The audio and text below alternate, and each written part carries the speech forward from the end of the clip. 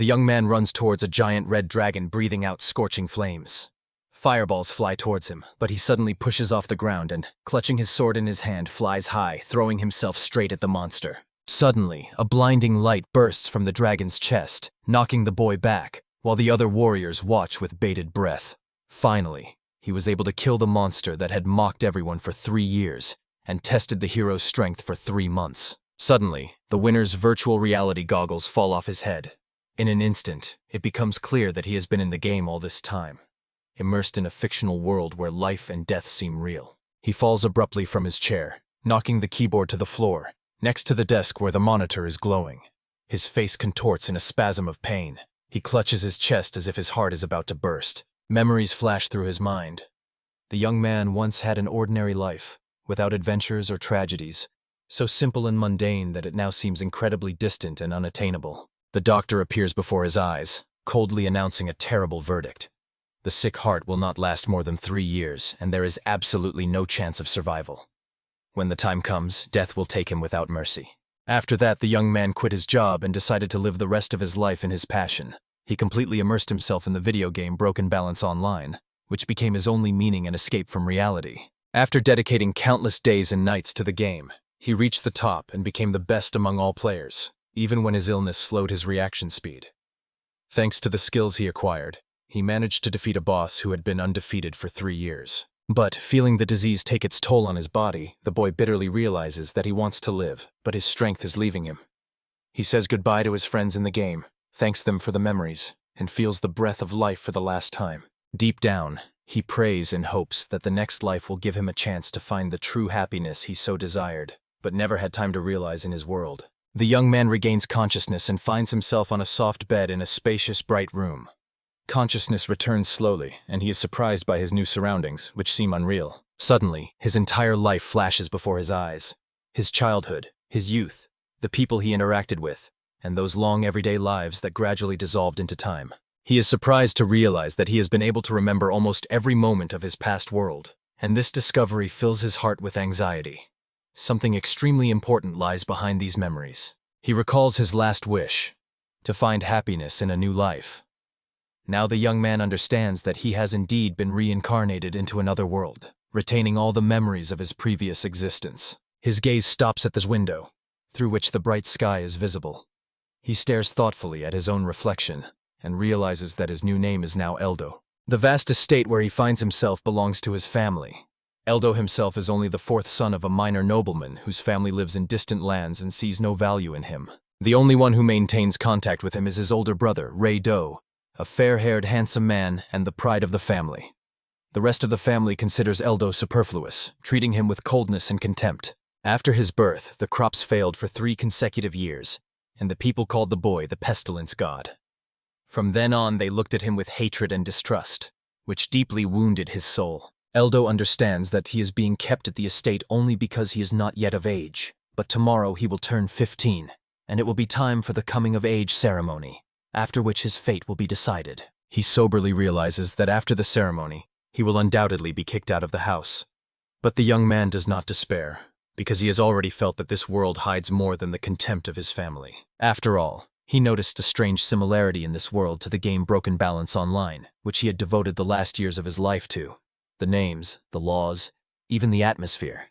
Everything was familiar and disturbingly close. Just like in the game, there is a coming-of-age ceremony in this world, after which people gain magic, skills, and professions. Each choice determines their future fate. Those who receive professions are divided into artisans and builders, but more often they are called magicians and swordsmen, as in the legends and fantasy stories that exist among the people. The skills of these professions are surprisingly similar to those of the game. For example, swordsmen are the first to master the whirlwind strike, while mages master the magic ball. The world system works the same as in the game he once knew. Eldo learns this when his older brothers show off their abilities. Instead, he was given only the basic profession of a novice. Looking out the window, Eldo clenches his fists. He realizes that even beginners have skills, so he must act. A determination to prove his own strength is brewing in his heart. The young man confidently utters the self-healing spell to test whether he is capable of anything. His voice sounds firm, full of expectation and hope. A bright light flashes in his palm, and Eldo is not surprised, because he knows that this is a basic skill that is available to everyone. so the system of this world is indeed identical to the one he knew in the game. However, he immediately notices a huge difference between the game and reality. The people of this world know almost nothing about magic or the skills he possesses. For example, the self-healing ability he just used is weak and available to anyone, but Eldo has never met anyone who can use it, and this mystery only strengthens his resolve. Eldo remembers seeing a girl treating a boy's knee wound with simple herbs. He was amazed at the way she had used neither her healing skills nor her ability to make medicine from plants. The young man understands that he will not be able to stay in the house of a petty nobleman, but at the same time, he feels that he has a hidden blessing, granted to him by an unknown power. He confidently decides, instead of fighting for a part of his family inheritance, it is better to leave home and, on his own, become much stronger than anyone in his family. Reito enters the room. He reminds him that today is an important day, the coming-of-age ceremony, and asks if Eldo is ready. The boy slowly turns to his brother and looks him straight in the eye. Unexpectedly for Reito, Eldo announces that he will not be going through the coming-of-age ceremony. These words shock his brother, who was not expecting such a decision at all. Reito assures him that he shouldn't worry about the expenses, even if his father and other relatives don't want to invest. But Eldo replies that it's not about the money at all. He adds in a cold tone that he simply does not wish to participate in this ceremony, and his decision is final, regardless of the family's opinion. In reality, the young man knows very well that there are two ways to obtain a profession.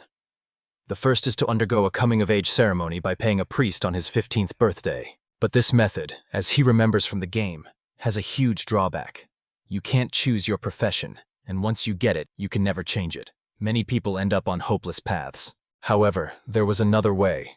In the capital of the kingdom, there is a main temple where you can acquire a high-level profession. This place is famous for offering much better opportunities than anywhere else. Eldo is determined to abandon the ceremony and leave the settlement before it even begins. Reito indignantly says that his father will be furious and asks if he really wants to remain a novice forever. Eldo calmly replies that his brother shouldn't worry. He has his own plans, and he asks to tell his father about the cancellation of the ceremony. After all, if he had said it himself, his words would have been ignored. The young man looks at his brother confidently and resolutely. Reito, confused, hesitates for a long time, but finally sighs and agrees to tell his father about it for him. The next morning, loud screams are heard in the manor. Sleepy Eldo opens his eyes and hears someone rudely calling to him. It turns out that his father has come to wake him up, and he looks extremely irritated. Amidst the torrent of harsh words, Eldo rises from the bed. His eyes are still sleepy, having just woken up, but his father's voice is sharp and impatient. He remembers that the last time he spoke to his father was about 3 years ago, and now he has even forgotten his real name, only vaguely remembering something like Geldo. His thoughts are abruptly interrupted when his father throws a heavy bag right in his face, but it stops at the last moment, not hitting the boy. Thanks to Eldo's quick reflexes, he manages to grab the bag with his hand.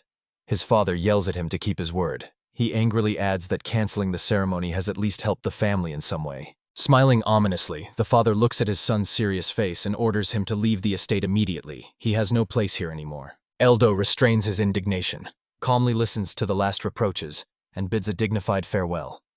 After that, he finally leaves his home without looking back. At the threshold, the young man looks sadly at his meager equipment. No one sees him off. All he has is a rotten sword and 10,000 gills, the local currency, equal to the value of a yen from his past life. As he leaves the estate, Reito Mitsurado comes out to meet him and asks if he has really decided to leave. Eldo stops and says that he has no reason to stay at the estate. He wants to go to another city and become an adventurer. Reito only notes in surprise that a newcomer and an adventurer are incompatible things. But Eldo ignores his words. He confidently replies that even a novice can become an adventurer if he is skilled with a sword and has faith in his own strength. Reito doesn't understand why he should leave the estate as a simple beginner when he could have acquired a profession and then set out on his journey prepared. Suddenly, he hands his brother a bag of money. 100,000 gills. He tells Eldo to use it wisely and find a source of income before it runs out. Eldo looks at Reito and realizes that he has a wonderful brother who truly cares about him even in this situation. However, he refuses the money, explaining that he appreciates the concern, but believes that his own savings will be enough for the first time. Reito accepts his decision and says he will save the money in case his brother ever needs it. Eldo thanks him, but adds that he is unlikely to ask for help. Full of determination, Eldo confidently leaves the estate, while his brother silently watches after him.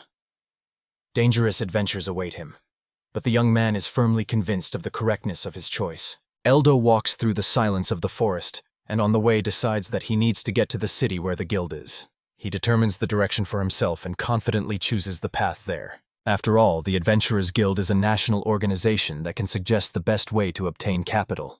For Eldo, this is a unique chance to start a new stage in life. The young man realizes with alarm that he has only a rotten sword in his hands. He understands that the worst thing now is to meet demons, because then there is almost no chance of survival. Suddenly, among the trees, he notices a wolf sitting nearby, watching him. Eldo's body tenses because he is not at all ready for battle. Another moment, and the angry wolf is already rushing at him. Eldo immediately understands. This is no ordinary animal, but a demon in the form of a wolf. Newbies have a very poor ability to detect enemies. As soon as Eldo spotted the demon, it immediately spotted him. The young man freezes, not knowing what to do next. He remembers well that the demon wolf is one of the weakest opponents in the game. But despite this, Eldo does not dare to ignore the danger, because this is his first real battle in the new world. Full of determination, he recalls how in a past life he held a sword in his hands. The main thing in battle is not strength, but skill and cold calculation. The wolf leaps up and charges at him, but Eldo doesn't flinch. At that moment, his first encounter with the demon begins. He understands that by remembering all the subtleties of the game, he will be able to win. Confidence appears in his eyes. This battle will not be too difficult for him. With a determined cry, Eldo attacks the wolf, knowing that he is capable of dealing with this demon. Faith in his own strength gives him courage and the strength to strike. He hits at the right moment, and the system multiplies the damage dealt. This is how it worked in the game, which the young man remembers well. Having defeated the wolf, Eldo feels confident in his own abilities.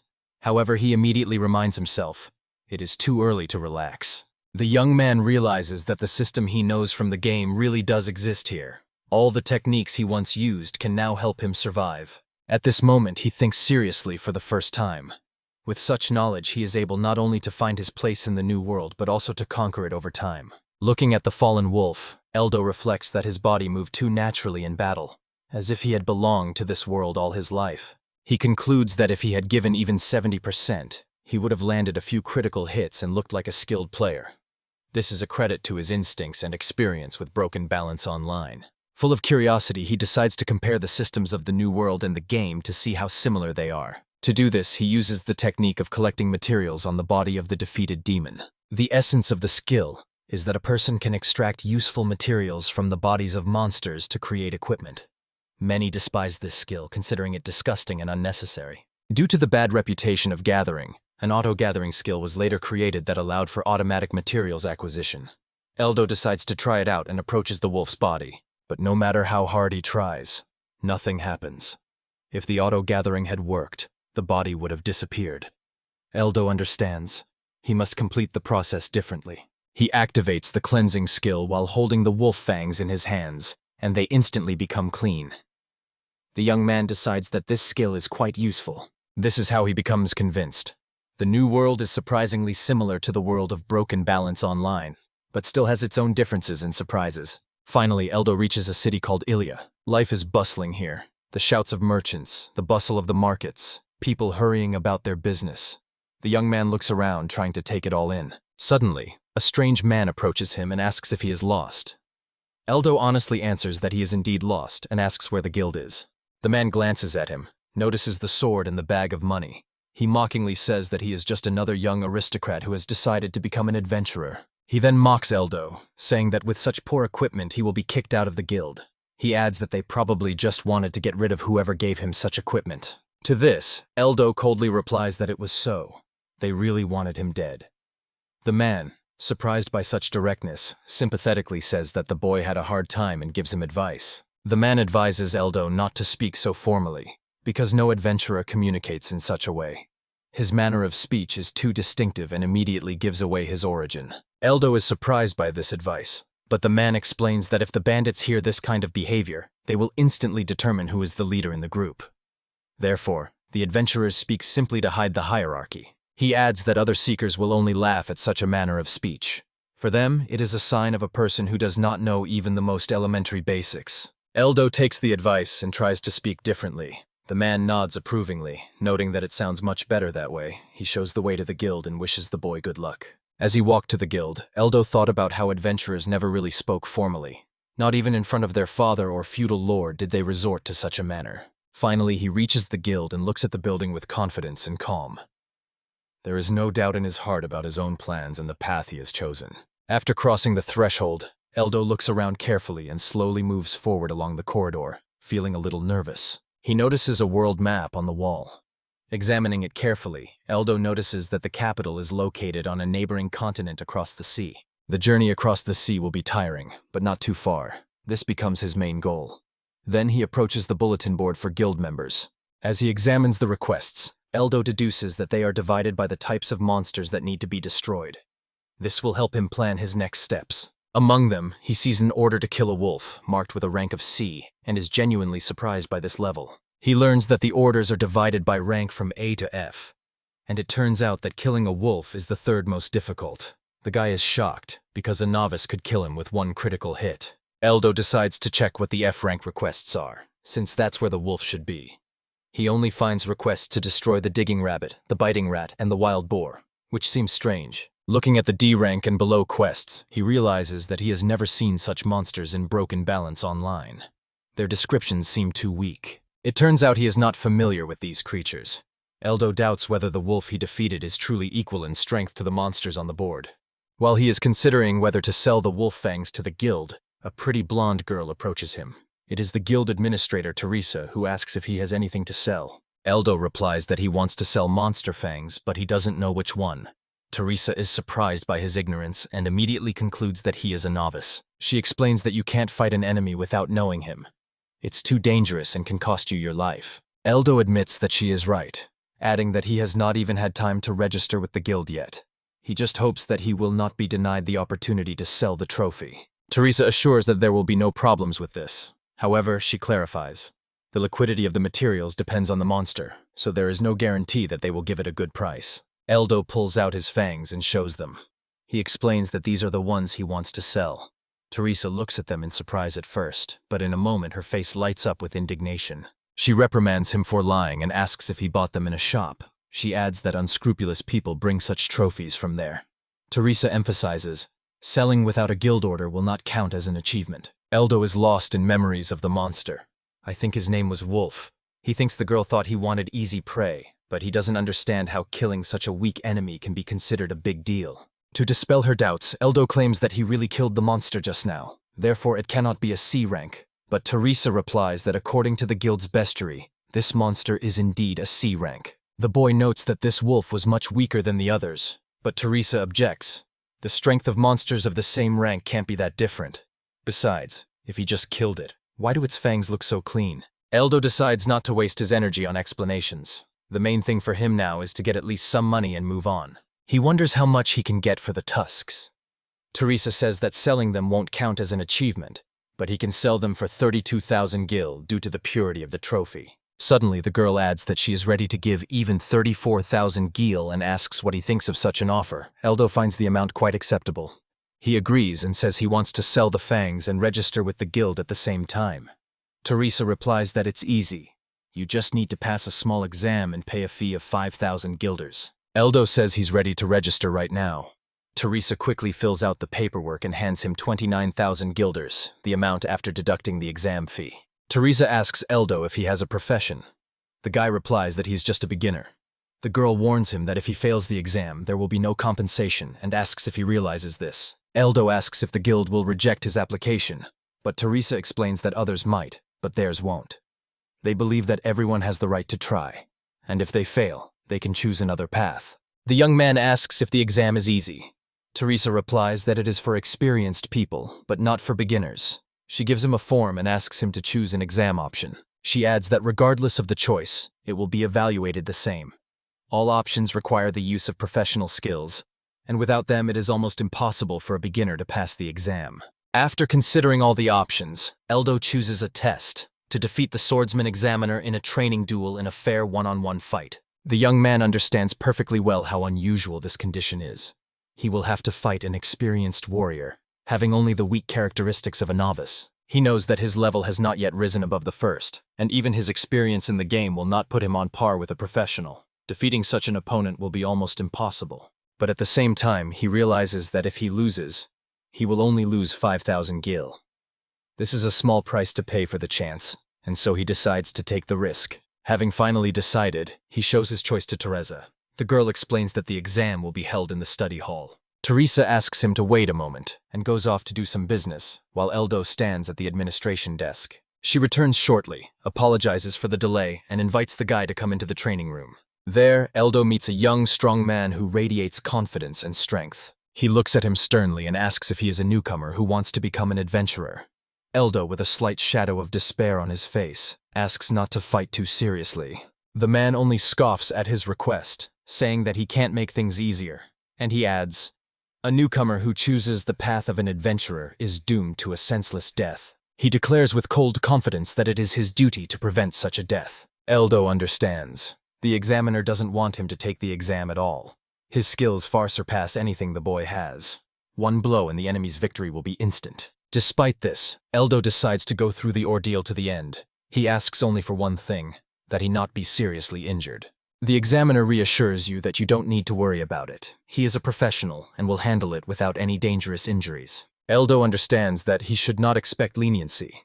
He asks if he can take one of the wooden swords in the arena. The examiner replies that he cannot. He clarifies, if the boy has his own weapon, which he is used to using, then he can fight with it. Eldo warns that his sword is real and sharp. The man only laughs, saying that he will not deal him even a single blow anyway. Then Eldo says that he still wants to take the wooden sword and asks which one to choose. The examiner replies that there is no difference. Teresa watches silently. The young man takes a lighter wooden sword. After all, when there is no need to kill, a wooden weapon is better. He carefully chooses one of the training blades. The examiner asks if the boy has decided on a sword. Eldo answers in the affirmative. The man stands in front of him and says it's time to start the fight. Teresa warns them that she will be the judge and asks if they are both ready. The examiner confidently declares that he is ready, and Eldo replies that he is ready to fight at any moment. The girl announces the start of the test. The examiner takes a step forward, and Eldo is thinking hard about how to attack him. He understands that the difference in strength is too great. The only chance of victory will appear only when the opponent uses a skill. After all, it is stronger than a regular blow, but makes the movements predictable. For example, the mighty slash technique is incredibly powerful, but the user must complete it. During a brief recovery moment, lasting less than a second, the warrior becomes vulnerable. Eldo realizes that even if the opponent doesn't use skills, his physical strength and skill cannot be surpassed. The examiner rushes forward, raising his sword to attack Eldo. There is tension in the air. The first real blow is very close. Eldo understands that his opponent is aiming to strike from above. He considers parrying the blow, but immediately realizes that such an attempt is guaranteed to end in defeat. However, he decides that if the blow really comes from above, just a slight movement to the side is enough, and he can avoid the collision. The examiner shouts out the name of the skill Defense Break, and unleashes an attack with incredible force. Eldo hears this and immediately remembers this technique from the game. It is only used to break through the enemy's defense. The young man admires the boldness of this move. After all, by attacking from such a position, the warrior opens himself up to counterattack and can receive a serious blow in return. Eldo easily dodges the attack, as if repeating the hundreds of training sessions he once conducted in the game. But suddenly it occurs to him. The examiner is deliberately giving in. He understands that the man has deliberately opened himself up to the blow, as if giving him a chance. Eldo decides that if he doesn't land a critical hit now, he will fail the exam. The only chance for success is to seize this moment. Without wasting time, he delivers a sharp critical blow from behind. The examiner is thrown back several meters. The weapon is torn from his hands. Teresa, who is watching, cannot hide her admiration. Knocked to the ground, the examiner lies stunned by the blow. Teresa declares the fight over, saying that enough is enough. Eldo, a little stunned, realizes that he has passed the exam. In his heart, he thanks the instructor for not being too harsh. The examiner himself, in shock, asks how he could have escaped a blow from a beginner who doesn't even have any skills. Eldo is sincerely happy, grateful for his opponent's behavior, believing that he deliberately surrendered to help him. He thinks this instructor is a really good person. With warmth in his heart, Eldo extends a helping hand to him, looking with sincere gratitude. Looking at him, he asks if he passed the test. The examiner, genuinely surprised, replies that he did, but adds that he is not at all pleased. He wonders where Eldo learned to fight like that. The young man calmly says that he is self-taught, but in his heart he admits to himself, he can never say that he gained all his skills thanks to the game Broken Balance Online. He remembers how in his past life he spent hours practicing sword strikes. In the game, battles didn't hurt, but only gave him experience and countless conversations with friends about the effectiveness of fighting techniques. However, he adds out loud that the examiner is wrong. He won only because the examiner did not give his all. If his opponent had fought at full strength, Eldo would have been lying on the ground long ago. The examiner, stunned, asks how this is possible. Eldo explains that his help was obvious. He intentionally used defense break to give him a chance. The man, with an irritated look in his eyes, asks how he could possibly say such a thing. His voice is filled with incomprehension and anger. But Eldo is still convinced. The examiner was pretending. He sincerely believes that he is dealing with a good person who, even after the fight, pretended to be weaker in order to support him. At this time, Teresa, beaming with joy, loudly congratulates Eldo on successfully passing the exam. She claps her hands and tells him that from now on he is a full member of the guild. She hands him the card and explains that it confirms his membership in the guild. Eldo thanks her and carefully takes it in his hands. On the card he sees his own name and rank. Next to his name is clearly written, Rank F. Teresa asks if he wants to take a short introductory course. It's not mandatory, but she recommends it. Eldo readily agrees and says he'd be happy to listen. Teresa starts with the most important thing, the duties of an adventurer. Among the rules, not filing false reports, not disclosing client information, and following the laws of the country the adventurer is working in. She emphasizes that these are basic requirements. Eldo asks what punishment awaits those who break these rules. Teresa explains, it all depends on which rule was broken. It can end with either a card suspension or expulsion from the guild, and if the law is broken, then you will be held accountable to the authorities. She adds sternly, in the worst-case scenario, the punishment will be the death penalty. Eldo understands how serious this is, and asks anxiously if he has understood all of her demands correctly. The hero wonders if he will have to, for example, provide emergency assistance in case of danger. He remembers that in the game there were urgent tasks that could not be rejected. If this is the case here, then membership in the guild could turn into a problem. Teresa assures that the guild does not force you to fulfill any orders, even urgent ones. The only mandatory requirements are the 3 rules she has already mentioned. Eldo says he understands everything and asks to continue the briefing. The girl explains that she will now talk about time limits and penalties for failed contracts. She explains, every order has a set deadline. If it is not completed on time, the task is considered failed, and the penalty is a certain amount of money. Especially large fines are imposed for urgent tasks. Eldo wonders what will happen if he manages to fulfill the request, but doesn't have time to submit the report. Teresa replies that the deadlines also include the time for the report. This is calculated depending on the location of the task. She sternly warns, if you forget about the report, the work will be considered incomplete. The girl says the briefing is over and hands Eldo a copy of the introductory course. She asks if he has any further questions. The hero carefully examines the sheet and makes sure that everything is correct. He decides to learn more and asks if the guild has a bestiary or fencing manuals. Teresa replies that they are in the library and has promised to bring them. However, she emphasizes that books cannot be taken out of the building, and if you need your own, you will have to buy them. Eldo asks to bring a bestiary and a hand-to-hand combat manual. She listens carefully and asks what books he is interested in. Then she advises him that if he is going on a trip, a book called Monsters of the Ilia Neighborhood would be a good choice. Teresa hands him the book, for which Eldo is sincerely grateful. He notes that it is very thin. The girl explains that adventurers rarely write books, so the volume is always small. Eldo decides to start with the bestiary. As he carefully browses the pages, he sees monsters. A digging rabbit, a biting rat, and a sand mole. The F-ranked creatures section is filled with creatures he doesn't know at all. He realizes that he doesn't know much about rank E and D monsters. Suddenly, something strange on the pages of the book catches his attention. It turns out he was looking at a list of C-rank monsters. There were a wolf, a scorpion, and a vampire bat among others. Eldo asks if that really counts as low level. The hero is genuinely surprised that these creatures were given such a high rank. It seems to him that this is some kind of stupid mistake or joke. He looks at the illustration of a wolf and the caption Dire Wolf next to the rank B mark. In the game Broken Balance Online, defeating a monster like this only meant that the player was no longer a novice. Eldo's face is filled with genuine surprise. He doesn't understand why the guild members only deal with A-rank monsters. He decides to check which creatures are A-rank. Turning the pages, he is relieved to see that the section is empty. There are no monsters of that level nearby. Next, Eldo takes up another book, The Adventurer's Combat Guide from Zero to Master. He decides to study it carefully. The first page of this beginner level describes how to care for weapons and collect trophies from monsters. He has known all of this for a long time, so he finds nothing new here. The next section is the beginner level. It explains how to use weapons, use basic magic, and conduct reconnaissance. Eldo is familiar with all of this, so he skips the material. At the mid-level, it's all about skill timing, using dungeons, and positioning yourself correctly against a single enemy. For Eldo, this has also been known for a long time, he reads on. The advanced section describes tactics against multiple opponents and even fights between humans. Eldo thinks it's still beginner level until he notices that it already reads Master. He exclaims that such information cannot be considered high-level knowledge. He is more interested in the section on one-on-one duels and predicting enemy movements. Suddenly, he sees the headline, Miracle Strike. The text explains, sometimes weapons inflict multiple damage, and this phenomenon is called the Miracle Strike. Many attempts have been made to recreate it, but in vain.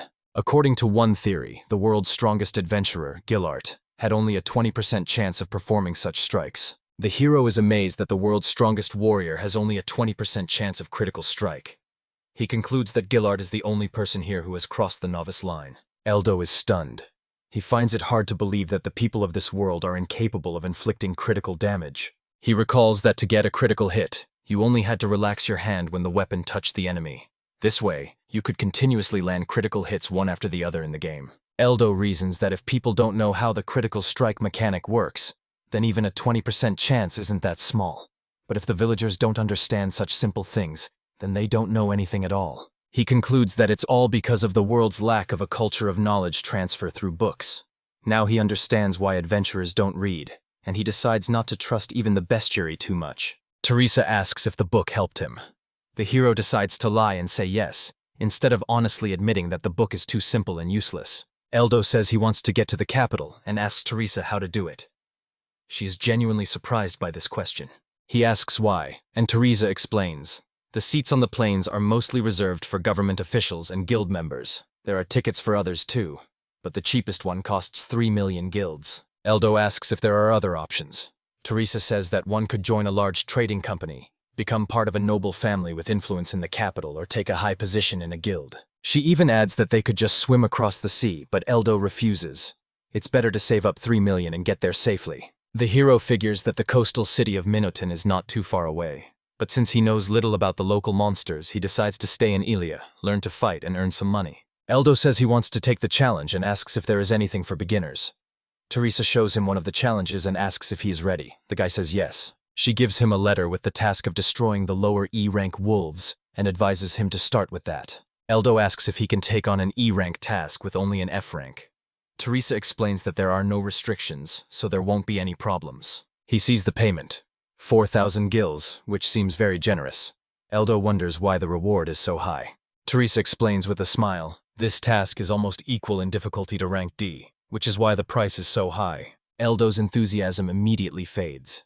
He refuses, to Teresa's surprise, and asks for a task for real beginners. He says he's in no hurry and doesn't want to take on work that's much above his level. Teresa reminds him that he defeated the instructor, so fighting low-level monsters is useless for him.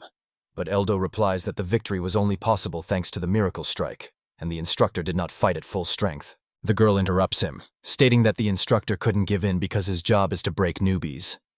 Upon hearing about the miracle punch, Teresa is visibly surprised. Eldo confirms his words, adding that without this technique he would definitely lose. Teresa exclaims that if he is able to use a miracle blow, then he is no longer a novice, but a real fighter. Eldo is surprised by this reaction. He believes that the blow could have happened by accident, even with the existence of special technology. Teresa quickly finds him another task. With a glow of joy, she shows him a quest to kill a C-rank monster. But Eldo is not at all thrilled with the offer. He begins to think that Teresa simply wants him dead, so he decides to choose the task himself and tells her about his choice.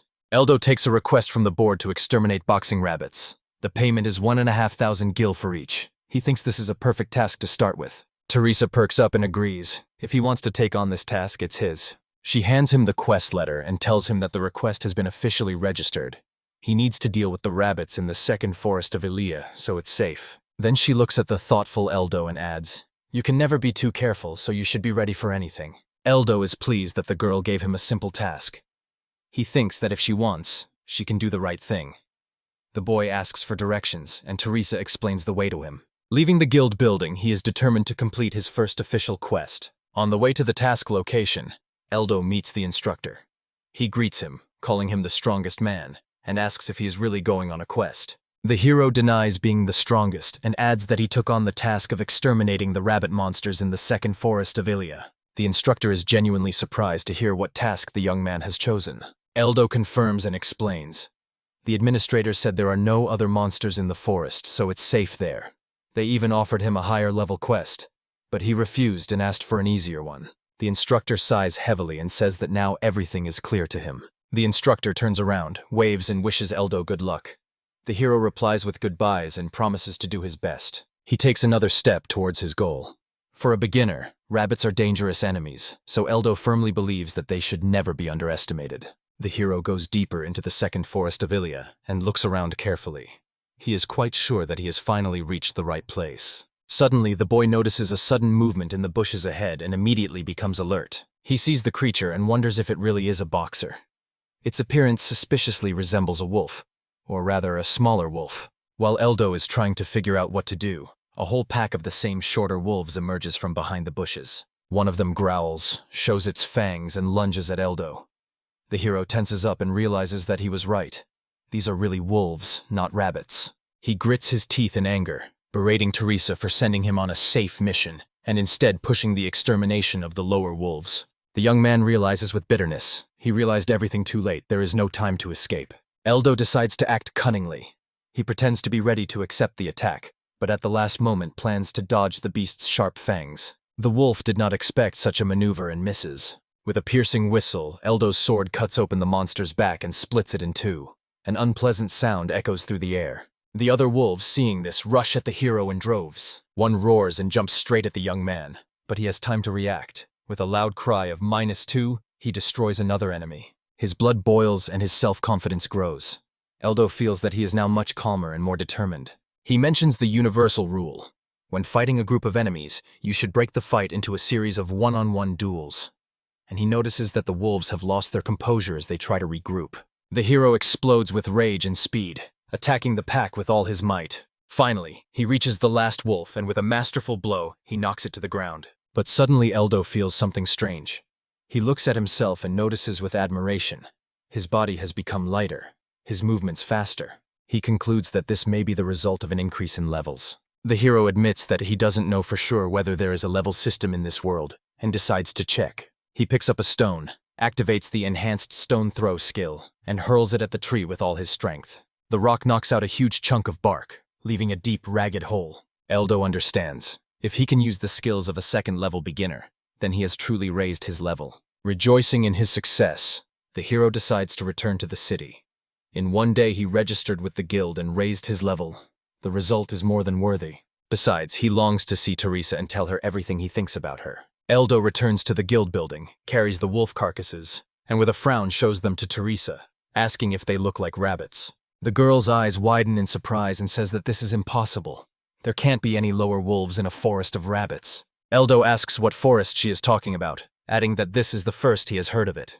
Teresa replies, stunned, that she was sending him to the forest of boxing rabbits. She suggests that if Eldo fought with lesser wolves, then he must have wandered into the second forest of Ilia by mistake. The hero immediately understands. Teresa is simply pretending to be stupid, trying to get out of the situation. He decides not to argue, agrees that he did indeed wander into the second forest of Elijah, but slyly adds, if he did not complete the task, then it should be cancelled. The girl looks guilty and starts making excuses. She calls herself a fool, says she accidentally gave him a task for the lower wolves and asks if he managed to cope. Anger flares in Eldo's eyes as he replies that he has destroyed all 6 monsters. He is clearly angry with Teresa for such a mistake. The girl happily explains. The reward for each such monster is 20,000 gills. So, for 6 it comes out to 120,000. Seeing this amount, the hero feels satisfied. Teresa adds, he would only get 9,000 for the rabbits. Eldo, upon hearing this, decides to forgive her. The girl is glad that he is no longer angry. Eldo thinks that she is actually a wonderful person, because she specifically gave him such a profitable task. He is sincerely grateful to her for that. Full of enthusiasm, Eldo asks if there will be another wolf task the next day. An inspired Teresa replies that of course there will be. The next day, the hero enters a gun shop. He's greeted by a burly man who asks him what he's looking for. Eldo calmly replies that he needs a regular sword. He thinks to himself, a good weapon is the key to a successful mission. He needs a strong blade that can compensate for its weaknesses. As he examines the swords, he realizes that none of them meet his expectations. He then asks the seller if there are better examples. He says that there is an expensive but very good sword. Eldo asks to show it and take it in his hands. As soon as he touches the blade, he realizes that he likes it. The hero decides to buy this particular sword. Pleased with his purchase, Eldo is glad that now he won't have to worry about his weapon breaking in battle. He heads to the guild, well aware that he no longer has any money and needs to earn some quickly. Upon entering the building, he immediately approaches Teresa and asks if there are any tasks for the lesser wolves today. The girl happily reports that there are, and there are 32 more to go before the limit is met. Eldo asks in surprise what the limit is. Teresa explains. It's the number of monsters for which a reward is still paid. After that, you can kill as many as you want, but you won't get any more money. The hero concludes, there is no point in hitting more than necessary. He says he wants to take on not only the wolf task, but also an additional one. Teresa is surprised and reminds him of those 32 monsters. Eldo calmly states that it won't take more than 2 hours. He sees no point in coming back several times, so he wants to take another order right away. The girl is genuinely surprised by his confidence that he can handle 32 wolves in 2 hours. The hero thinks, if he needs regular tasks, then his strength probably already corresponds to level E. He takes a sheet of paper with a request to destroy 546 spear mice, each paying 4,000. Eldo is pleased and tells Teresa that he is taking on the mission. The girl replies that exterminating spear mice is the perfect task for him, and in a good mood sends him on a mission. Eldo quickly completes the quest with the wolves, and confidently declares that he is now heading for the spear mice. He enters another dense forest where he sees many trees, a narrow stream, and a bridge across it. The hero tries to figure out if he has really come to the right place. He notices that the forest is a little different from Teresa's description. The girl said it looked majestic, but this place is completely different. Here he sees a creature with white fur, black eyes, and a sharp horn on its forehead. A long, light-colored tail, 2 protruding front teeth, and sharp claws complete the image. The mouse froze motionless. Eldo decides that he is facing a spear mouse. He realizes that he is in its territory, and decides to start the destruction by attacking this creature first. Suddenly, the creature begins to scream shrilly, long and disgusting, as if calling for its own kind. Eldo did not expect such a turn of events and is sincerely surprised by both the mouse's behavior and the sudden terrible sound. The scream becomes so loud that the hero looks around, expecting an attack from a whole flock. And indeed, one after another, other mice respond, screeching no less repulsively. Eldo exclaims that this creature has summoned his relatives, and he doesn't like it at all. The noise becomes unbearable, and he can't even tell if there are 10 or 20 of them. He decides to kill as many enemies as possible before the entire pack catches up. Eldo jumps up, attacks the screaming mouse, and takes its life with one blow. Looking at the body cut in half, the hero understands. Each mouse individually is extremely weak, and it is very easy to destroy them individually. But a whole horde is already stirring in the grass, approaching him.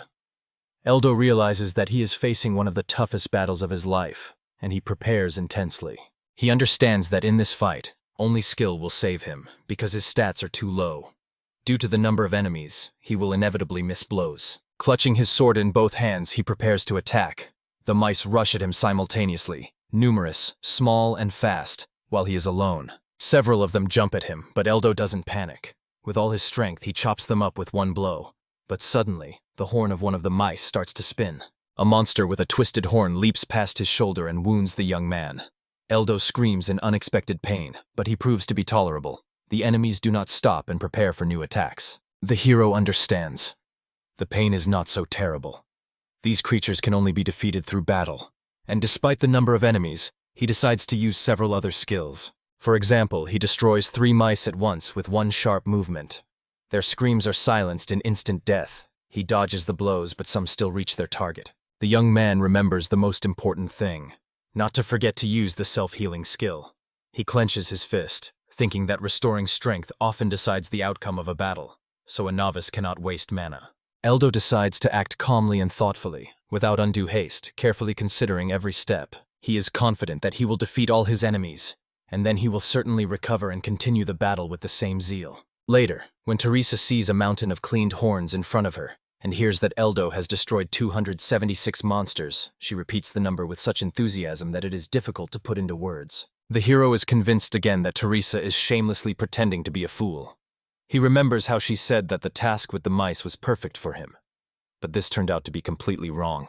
Eldo tells how he found one mouse, and it called the whole flock.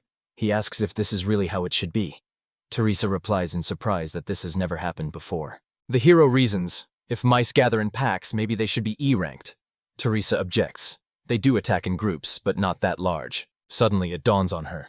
The horns that Eldo brought do not belong to spear mice, but to war spear mice. Eldo asks if it's a different monster. Teresa quickly explains. Regular spear mice are E rank and combat ones are C rank. The hero thoughtfully asks if he failed the task. Teresa replies that this is the least of his worries. She adds that going alone against an army of such creatures is certain death, and asks if he realized this. Eldo replies that now that he has mastered it, there is nothing to worry about, and asks if the task can be changed. Teresa confidently says that this is impossible under any circumstances. Hearing this, he becomes depressed, a little surprised and even saddened. The girl adds that it's too early to be sad, because the horns of war mice can be sold for very good money. The hero asks how much they cost. Teresa cheerfully replies, 20,000 for one, because these monsters are rank S. Eldo happily says that he wants to sell everything, and the girl quickly gets down to business. She hands him bags full of money. Eldo looks at the wealth he has acquired with delight. He takes one coin and examines it carefully. It turns out to be platinum. He remembers, 1 platinum coin is worth 1,000,000 gold coins. Teresa says that it has been a long time since she paid with platinum coins. She also warns, you can't walk around town with platinum coins to show off, otherwise it will definitely attract the attention of thieves. Eldo is genuinely surprised, as he has never encountered thieves in the city before. Teresa explains, Ilia is relatively safe, but if suddenly attacked, he must be ready to fight back. The girl wonders if the hero is going to go to the capital, since he already has enough money. Eldo confirms that she is right and says that he wants to leave as soon as possible. Teresa admits that she is sad. It has been a long time since there was such a strong adventurer in Ilia. Eldo confidently replies that he will definitely return if he ever wants to. She asks why he needs to go to the capital. The hero briefly says that he has business there that will help him advance on the adventurer's path. Eldo turns to say goodbye, takes a few steps, and suddenly hears Teresa calling him. She jumps up from behind the counter and runs closer, saying she has something important to say. She bows sharply and apologizes guiltily for lying about the boxing rabbits. Eldo looks at her, trying to remember, but suddenly says that it doesn't matter anymore. He only adds that she should never do that to others again. He smiles and warns that other adventurers might get really angry after hearing such fabrications. Teresa smiles happily in return and thanks him for his understanding. Eldo confidently says goodbye to her, to the instructor, and to the city of Ilia in general. After leaving the city, he heads to the port center. Arriving in Minotan, he sees the city in a whirlwind of life. Merchants are trying to sell their goods for the highest price. The residents are accustomed to the hustle and bustle, and every passerby is busy with their own affairs. The hero approaches the guard and asks where he can buy a ferry ticket to the capital. He replies that it is at the Maxis department store, but warns that it is expensive. Eldo says he heard the ticket cost 2,000,000 gil. The guard confirms, and the boy thanks him and goes off to buy it. Finally, he reaches the building of the Maxis trading house and sees before him a truly gigantic palace of commerce. The hero finds a ticket office for the ferry and goes up. An old man with glasses is sitting at the desk. Eldo says he wants to buy a ticket. The man asks if he has a letter of recommendation. Eldo says he doesn't. The seller says that the price is the standard 2,000,000. He asks if he has that amount. Eldo takes out 3 platinum coins and holds them out. The old man immediately confirms that this is more than enough. He asks if the hero is a famous adventurer. Eldo says with a smile that he is just an ordinary traveler. Then the cashier clarifies where exactly he wants to go. The boy replies that he is going to the capital. The old man says that the nearest ship leaves in half an hour and asks if that suits him. Eldo agrees. Soon a huge, luxurious sailboat enters the port, sparkling in the sun. Climbing onto the deck, Eldo looks around the ship and thinks that it will reach the capital in about 3 hours. Suddenly, a loud signal is heard over the ship, echoing throughout all decks. The hero guesses that it sounds like a relic, a stone of water travel, with which you can steer a ship. He looks down and sees 2 girls on the lower deck. One of them suddenly says that she has lost something again. The friend replies that they must have been in too much of a hurry, but the first one assures that she did everything according to the instructions. Eldo notices berries, roots, plants, and dry twigs on the table in front of them. He realizes that the girls are brewing a potion. He guesses which one it is and calls it out loud, the pale green confessor. One of the girls immediately turns her head toward him. She sharply asks what he just said, calling him an adventurer. Eldo repeats the name of the potion louder and, seeing their surprised faces, asks if he was mistaken. The girls, full of hope, ask if he knows how to cook it properly. The one in the white dress asks if he knows how to brew this potion. Eldo replies that he knows the recipe by heart and can easily help. The girl is genuinely surprised, but at the same time happy. She asks him to help her and says she is ready to pay any price he names. The hero decides that he should have chosen his words more carefully, but still names the price, 10 million gills. The girl who asked for help is genuinely surprised and asks if that's all he needs, because it seems like this number doesn't seem like a lot to her at all. Eldo, on the other hand, is amazed that such a sum seems so small to her. He has no idea how much money this stranger actually has, but insists that 10 million is enough. Only 10 minutes have passed, and the hero announces that the preparation is complete. The potion is ready. The girl's face is filled with genuine joy and relief. She says with delight that she has finally received the necessary potion. Another girl, who turns out to be her maid, happily calls her Mrs. Mina. Eldo is happy that the potion worked, but at the same time he is troubled by the question of who this young lady really is. The hero notices an error in Mina's recipe. Only one leaf of the sacred tree, a rare and valuable ingredient, was missing. Mina happily thanks him and admits from the bottom of her heart that she doesn't know how to repay him. She hands over the promised payment of 10 million gil. Eldo counts the coins and notices that there are much more. He asks why, and the girl replies that he made 2 portions of the potion at once. She adds that she could give more, but instead asks to accept a special card with a coat of arms instead of money. The hero examines the card and wonders what it is. Mina explains that it is a token of gratitude from the Maxia company, a symbol of trust that will confirm the reliability of the owner in the capital or in stores. Eldo asks if she is really willing to give such an important thing to the first person she meets. She confidently answers that yes, because she heard his voice. And the ability to feel such things, in her opinion, is necessary for someone who holds the position of the head of a company. The hero is genuinely surprised to learn that Mina is the very leader of Maxia. She officially gives her name as Mina Maxia, the head of the company that runs this ship. Eldo is surprised, but at the same time understands. He has just made an extremely profitable deal for himself. He says that he didn't even expect to receive recognition from the company's president himself, and sincerely thanks him. Mina replies that she is grateful to him for the help and necessary medication. She asks his name and the hero introduces himself. The girl wishes him a safe journey and adds that she will look forward to meeting him again. Eldo says goodbye. Suddenly he calls out to Mina and points to the water, asking if she sees anything there. At first, the girl doesn't understand. The hero looks into the waves and notices something approaching the ship. It swims swiftly, closing the distance at an alarming speed. Mina nervously says that the ship is built to withstand monster attacks, but advises to check. She orders the sailor to find out what exactly is moving towards the ship. The sailor takes the pipe, looks into the distance, and seeing something terrible, recoils in horror. It turns out that a huge sea dragon is rushing towards the ship, clearly not in a peaceful mood. The sailor screams in horror that the monster is simply flying at them.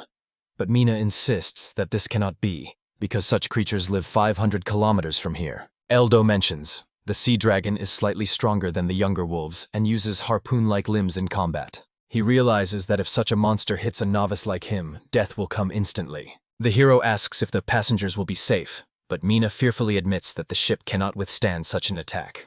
She orders everyone who is able to fight to gather, and the rest to hide below deck. Watching the monster's movements, Eldo understands that it is trying to attack the mast. Mina exclaims in despair that then everything is lost, because along with the mast, the stones of water travel will also collapse, and they will never reach the capital. The hero realizes that the only way out in this situation is to destroy the dragon, otherwise the ship is doomed.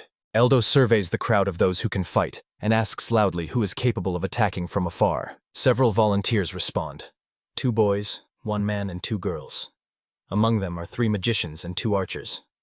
The composition is not bad, but there is one big but. He clarifies whether there are those among them who are able to protect the mast from the monster's blow. Mina intervenes and says that no one is ready. After all, this is an attack from a C-rank creature that no one has ever been able to defeat. Eldo realizes that there is no way to back down.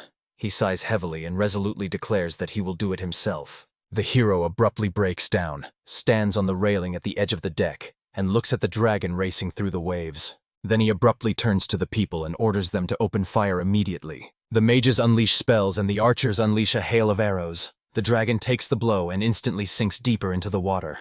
The people think the battle is over, but the monster reappears and flies uncontrollably towards the ship. Panic breaks out on the deck. Eldo sees numerous wounds on his body, but they do not prevent him from moving forward at all. The hero firmly declares that they are wrong. The attack worked. The main thing is to keep up the pressure. The people listen to him and beat even harder. Eldo understands that constant blows will surely lure the monster higher, and this is a chance. The dragon dives sharply under the water, disappears under the hull, and stirs up the sea with its tail. Suddenly he appears right in front of Eldo. The hero realizes that this is his chance to deliver the fatal blow. The monster's movements are hard to predict, but Eldo is ready. While the others stare in horror at the huge mouth, he is already acting. The harpoon-like limb rises, ready to strike the mast. Eldo draws his sword and prepares to meet the attack. He hopes that at the moment of impact he will be able to make a critical attack. The hero pushes off of the railing, flies towards the dragon's limb, and delivers a devastating critical strike. The dragon lets out a furious roar, and Eldo's face contorts with a shadow of fear. He pushes the monster's limb back into the water with his sword.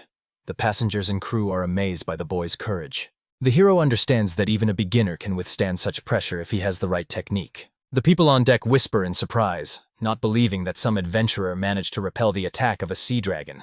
Eldo thinks he's risking his life while others just watch, but he knows that with critical hits he'll be able to resist. Mina comes to her senses and orders everyone to continue the attack to help the hero.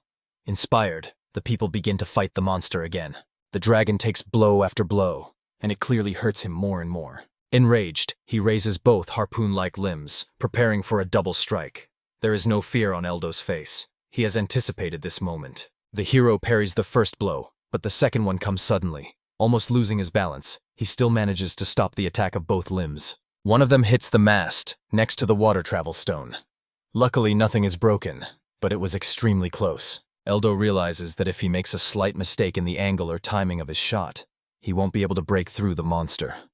Now he has no right to be distracted for a moment, but Eldo knows that he doesn't need to calculate every blow. The main thing is to have time to pull out the stone of water travel before the mast finally collapses. The dragon mercilessly crushes the ship while the humans continue to pound on it. Eldo sees that the decisive blow is near and prepares to strike, but suddenly something inexplicable happens to the monster. It loses its balance, and everyone around it is in despair, because now its attack is unpredictable. Mina and the maid scream in fear as they look at the monster rushing towards them. Eldo quickly parries the blow that was aimed at the girls. Mina, already ready for death, cannot believe that she was saved. She gratefully says that he saved her life.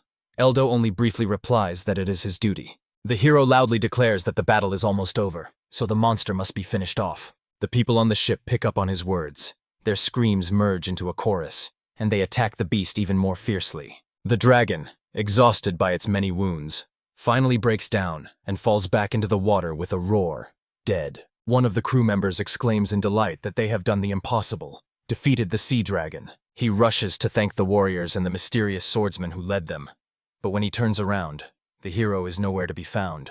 The man looks around in confusion, not understanding where Eldo has gone. Meanwhile, the hero hides near the door to avoid attracting attention. He excuses himself mentally and tells himself that he doesn't want to stand out among a ship full of nobility. Mina, upon hearing his words, wonders if he considers her one of those nobles. Eldo wearily replies that he does, and explains that he has his own business in the capital, so he does not seek undue fame. The girl says she understands him, but asks to listen. She adds with emotion that today he has saved many people, including herself. Her face changes. Now it is serious and solemn.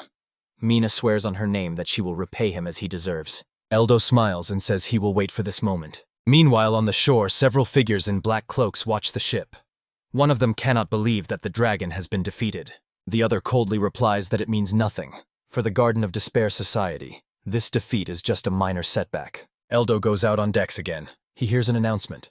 The ship is about to arrive in the capital. We must prepare to disembark. In the distance, a majestic city is already visible, luxurious and vast. The hero thinks that he will soon accomplish his plan and become a sage. The ship approaches the capital. Eldo stares intently, searching for the cathedral. Finally, he notices an old, majestic temple on a cliff rising above the city. Looking closer, Eldo realizes with shock that the cathedral is half ruined. Above the entrance, on the wall, he sees an image of Jai, the god of the classes, carved. Despite the decline, the hero understands the main thing. As long as this temple stands, he can change his class. Mina, still on the ship, asks if he really needs church, adding that she didn't expect him to be religious. She offers to help because she knows someone there. Eldo understands that this is a good opportunity. After all, he has never heard of anyone in this world being able to change classes in a temple. In the worst case, he would have to climb there illegally. The hero agrees and asks Mina to help, but she sighs and says that this temple is not working right now. Mina explains that it is an old church that was used many years ago, but it has fallen into disrepair and now stands in ruins. She points to another spot where the real cathedral is located, and Eldo looks back sharply. A huge temple grows before his eyes, seemingly much larger than the ruins he saw a moment ago. Eldo is genuinely surprised that this gigantic cathedral is a metropolitan cathedral, but immediately notices the absence of a bas-relief of Jayas, the god of classes, and therefore doubts that this is where one can change classes. He asks Mina if it is possible to enter the ruins without special permission, and she replies that if he is not religious, but is just interested in the place, then the entrance is open. At the same time, the girl warns him to be on his guard because bandits may be hiding among the ruins and will not miss an opportunity to attack. She adds that even if there are criminals there, she's sure he'll be fine.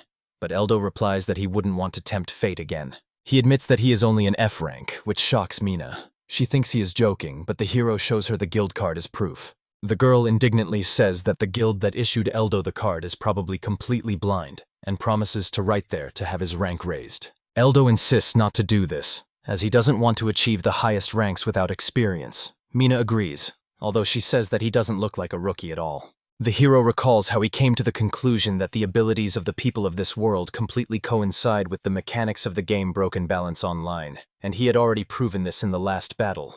He concludes that the locals are hopeless in battle. Their attacks only become effective when they randomly activate skills against stationary targets. But he also knows that skill alone is not enough. Strength is needed. Eldo thinks that if the dragon just stood in front of him for 10 hours, he still wouldn't be able to defeat it. That is why the hero is convinced that he does not deserve the highest rank while he remains a novice without sufficient experience. He thanks Mina for her help and knowledge about cathedrals, and says that he will try to get to the temple on his own.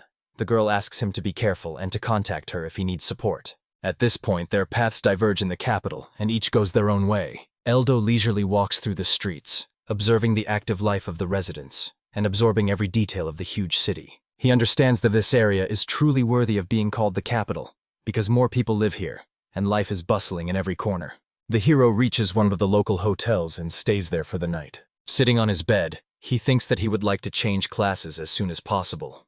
But it is dangerous to go to the ruins during the day, as he will be easily spotted by potential bandits. Eldo decides that the best time to go hiking is 3 in the morning, when consciousness is dulled and the danger is less. The hero lies down to rest, waiting for nightfall, but suddenly realizes that he is hungry. He remembers that he hasn't eaten anything since he got on the ship, and now he feels a sharp hunger. Eldo decides to have a snack to kill time and gain strength before an important task. Wandering through this capital, he overhears a conversation between 2 men who are lively discussing someone named Agiris. Finally, the hero reaches a tavern, where he hopes to satisfy his hunger. The establishment looks suspicious and not very safe, but since the door is open, he goes inside. The waitress greets him warmly. Eldo asks if he can sit alone, but the girl explains that because of the crowd, he has to share a table with someone. He sits next to the blonde girl. He pays attention to the dish she is savoring, peering into the plate with curiosity. Without thinking twice, the hero orders the same thing, a beef burger with chickpeas, because the dish looks surprisingly appetizing. After tasting the treat brought, he sincerely admits that it is extremely tasty, and finally feels the long-awaited relief from satiety. Suddenly, an angry man with a bandage over his right eye bursts into the tavern, yelling at the waitress, demanding better seats for his people, and flaunting the map in his hands. The girl apologizes and says that there are no reservations at the restaurant. We have to wait for free seats. But he responds with a frantic shout that all the tables are taken. She asks him to wait, and the man smiles ominously and says he understands that he will have to vacate the seat himself. He heads straight for Eldo's table. He stands opposite the hero and looks down at him, radiating defiance and contempt. Then he abruptly turns to the girl sitting next to him and orders her to leave the table immediately. The frightened girl flinches, and Eldo, watching this, begins to feel real irritation. He says that it annoys him. The man hears these words and in an imperative tone demands that the hero repeat what he just said. Eldo calmly asks why he broke in and now wants to take his place, and advises him to just wait until someone else leaves. But the rude man shouts for the hero to leave the tavern. Eldo immediately understands that talking to this man is pointless. He advises him to cool down and just wait for his friends. who will arrive soon. The hero adds that he will finish his dinner just then, and the seat will be free. Eldo slowly puts a piece of meat burger into his mouth, enthusiastically noting that the dish is incredibly delicious. This inflames the other person's rage even more. Suddenly, he pulls out his sword and points it right in front of Eldo's face, but the hero doesn't even flinch. The entire tavern freezes in horror. People cast frightened glances at the audacious scene. The man raises his sword above his head, ready to strike. Eldo, looking at him, understands only one thing. This guy is surprisingly stupid. He is shocked by his primitive tactics and thinks he has never seen a worse style of weapon handling. As the attacker prepares to swing, Eldo calmly picks up the fork. And at the same moment as the sword plummets downward, he deflects the blow with his fork and delivers a critical counterattack. Everyone in the room is stunned by what he sees. The man can't believe his attack was stopped by an ordinary cutlery. Eldo coldly asks what he should do with him now. He reminds him that he is acting in self-defense, grabs his opponent's arm, twists it, and presses it against the wall. The hero says that he used the skill to increase his strength, and now he can easily break the brute's arm. The man cries out in despair that Eldo will not be able to do this to him with impunity. The hero replies that for a fool who brandishes a sword in a tavern, this is still a mild punishment. Hearing him called an idiot, the man becomes even more furious, filled with rage. Eldo, unfazed, wonders if this guy is some kind of famous adventurer. The man angrily declares that he has a bronze card from Zainy's company and threatens to make the hero's life a living hell. Eldo asks ironically what this bronze card means. One of the visitors explains that such a card is given to adventurers as a sign of respect and gratitude from the company, a symbol of glory. Eldo compares it to the one Mina gave him. The man angrily shouts that Zainy's company will definitely take revenge on him.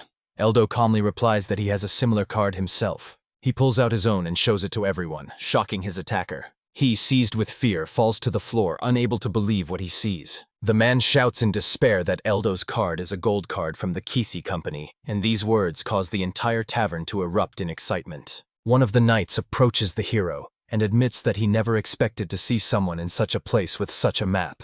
Eldo is genuinely surprised by its value. The robber falls to his knees, begging for mercy, and is ready to give everything he has. But Eldo coldly replies that he doesn't need anything. The hero himself is stunned that the card he received turned out to be so influential and powerful. Exclamations of surprise spread through the crowd. Some say it's the first time they've seen Eldo. Others sympathize with the unfortunate man who ran into him. Everyone discusses the map and agrees that he's no ordinary man. Eldo decides to temporarily hide the map as far away as possible so as not to attract more attention. But suddenly, guards burst into the tavern to find out what happened. The hero is surprised that someone called security. Meanwhile, a man with a bandage crawls towards them and admits that he attacked first, demanding to be arrested. The guards are shocked by this behavior, but agree to take him away. Eldo decides not to attract any more attention and to leave immediately. As he leaves, the girl who was sitting at the same table with him catches up with him and thanks him sincerely. The hero advises her to be careful and stay out of trouble, although he mentally admits that he was concerned primarily about his own safety. He heads to the hotel, holding a coupon for a free lunch, a bonus for today's events. Back in the room, Eldo decides to rest and sleep until the appointed time. But sleep doesn't come. The hero is too excited after a fight he got into when he was still a rookie. He is happy at least that his body has managed to regain its strength, and now he is completely ready to move on. At midnight, Eldo walks through the streets of the capital, where everything is silent. The residents are sleeping peacefully. The hero activates the night vision skill to navigate more easily. Thanks to this ability, the city becomes bright for him, as if it were daytime, and no detail escapes his sight. He notes that this skill is available to any class, and hopes that few people know about it. Finally, Eldo reaches the ruins of the cathedral, but suddenly he notices that there are people inside the building. The hero understands. The inhabitants of the temple are not yet asleep, so he must be extremely careful and avoid a fight. He remembers that there were many churches in the game with underground halls, and decides that there must be a secret room for changing classes here too. The voices he hears are coming from the basement. Eldo goes down the stairs and looks through the crack in the door. In the room, he sees a group of men drinking and notices an insecure lock on the door. The hero realizes that going through the door is not the best idea, and decides to go back outside. He approaches the well near the cathedral, and begins to descend to its bottom. Eldo recalls that in such temples, wells often served as secret entrances to the dungeon, and his guess turns out to be correct. After descending into the well, Eldo notices a hidden door, and decides to enter through it, hoping that it is there that the secret of the cathedral lies. The hero understands well that if he enters just like that, it will be easier to attack and trap him in a narrow passage. To distract his enemies, he draws his sword, forcefully cuts open the rusty lock on the door, and an iron sound sharply pierces the silence. Having accomplished his plan, Eldo instantly rushes away, hiding in the shadows. The men, stunned by the surprise, make a fuss, but they never notice the hero. Realizing that there is no time for caution, he simply jumps down into the depths of the well, risking everything. In the air, he activates the soft landing skill to avoid a fatal hit on the rocky bottom. His body touches the ground lightly and smoothly. Eldo lands almost silently like a cat. While the guards search for the source of the noise above, he slips through a door at the very bottom of the well. Behind them is a spacious room that resembles a warehouse. Among the numerous white bags, something suddenly catches his attention and makes him stop warily. With horror, he realizes these are forbidden substances, familiar to him from the past world, which destroyed destinies when they were distributed by a dark organization. The hero decides not to burn what he found for now and continues to examine the room, carefully opening other doors. But behind them, he is met by one of the ruins guards. He immediately raises a cry, announcing the invasion, and calls the rest of the guard. Eldo clenches in alarm. The guards are confused, not understanding where he came from in the dungeon, but they quickly decide that they need to kill the stranger. Eldo rushes to escape through the narrow corridors, dodging arrows raining down from everywhere, and realizes that he needs to change classes immediately. And then his gaze catches a carved portrait of the god of classes on one of the doors. He immediately bursts in and sees before him a majestic statue built to the height of a man. His heart sinks. He could make a difference right here. Eldo pushes back a heavy bookcase, barricading the entrance. His eyes fill with determination as he stands before the statue.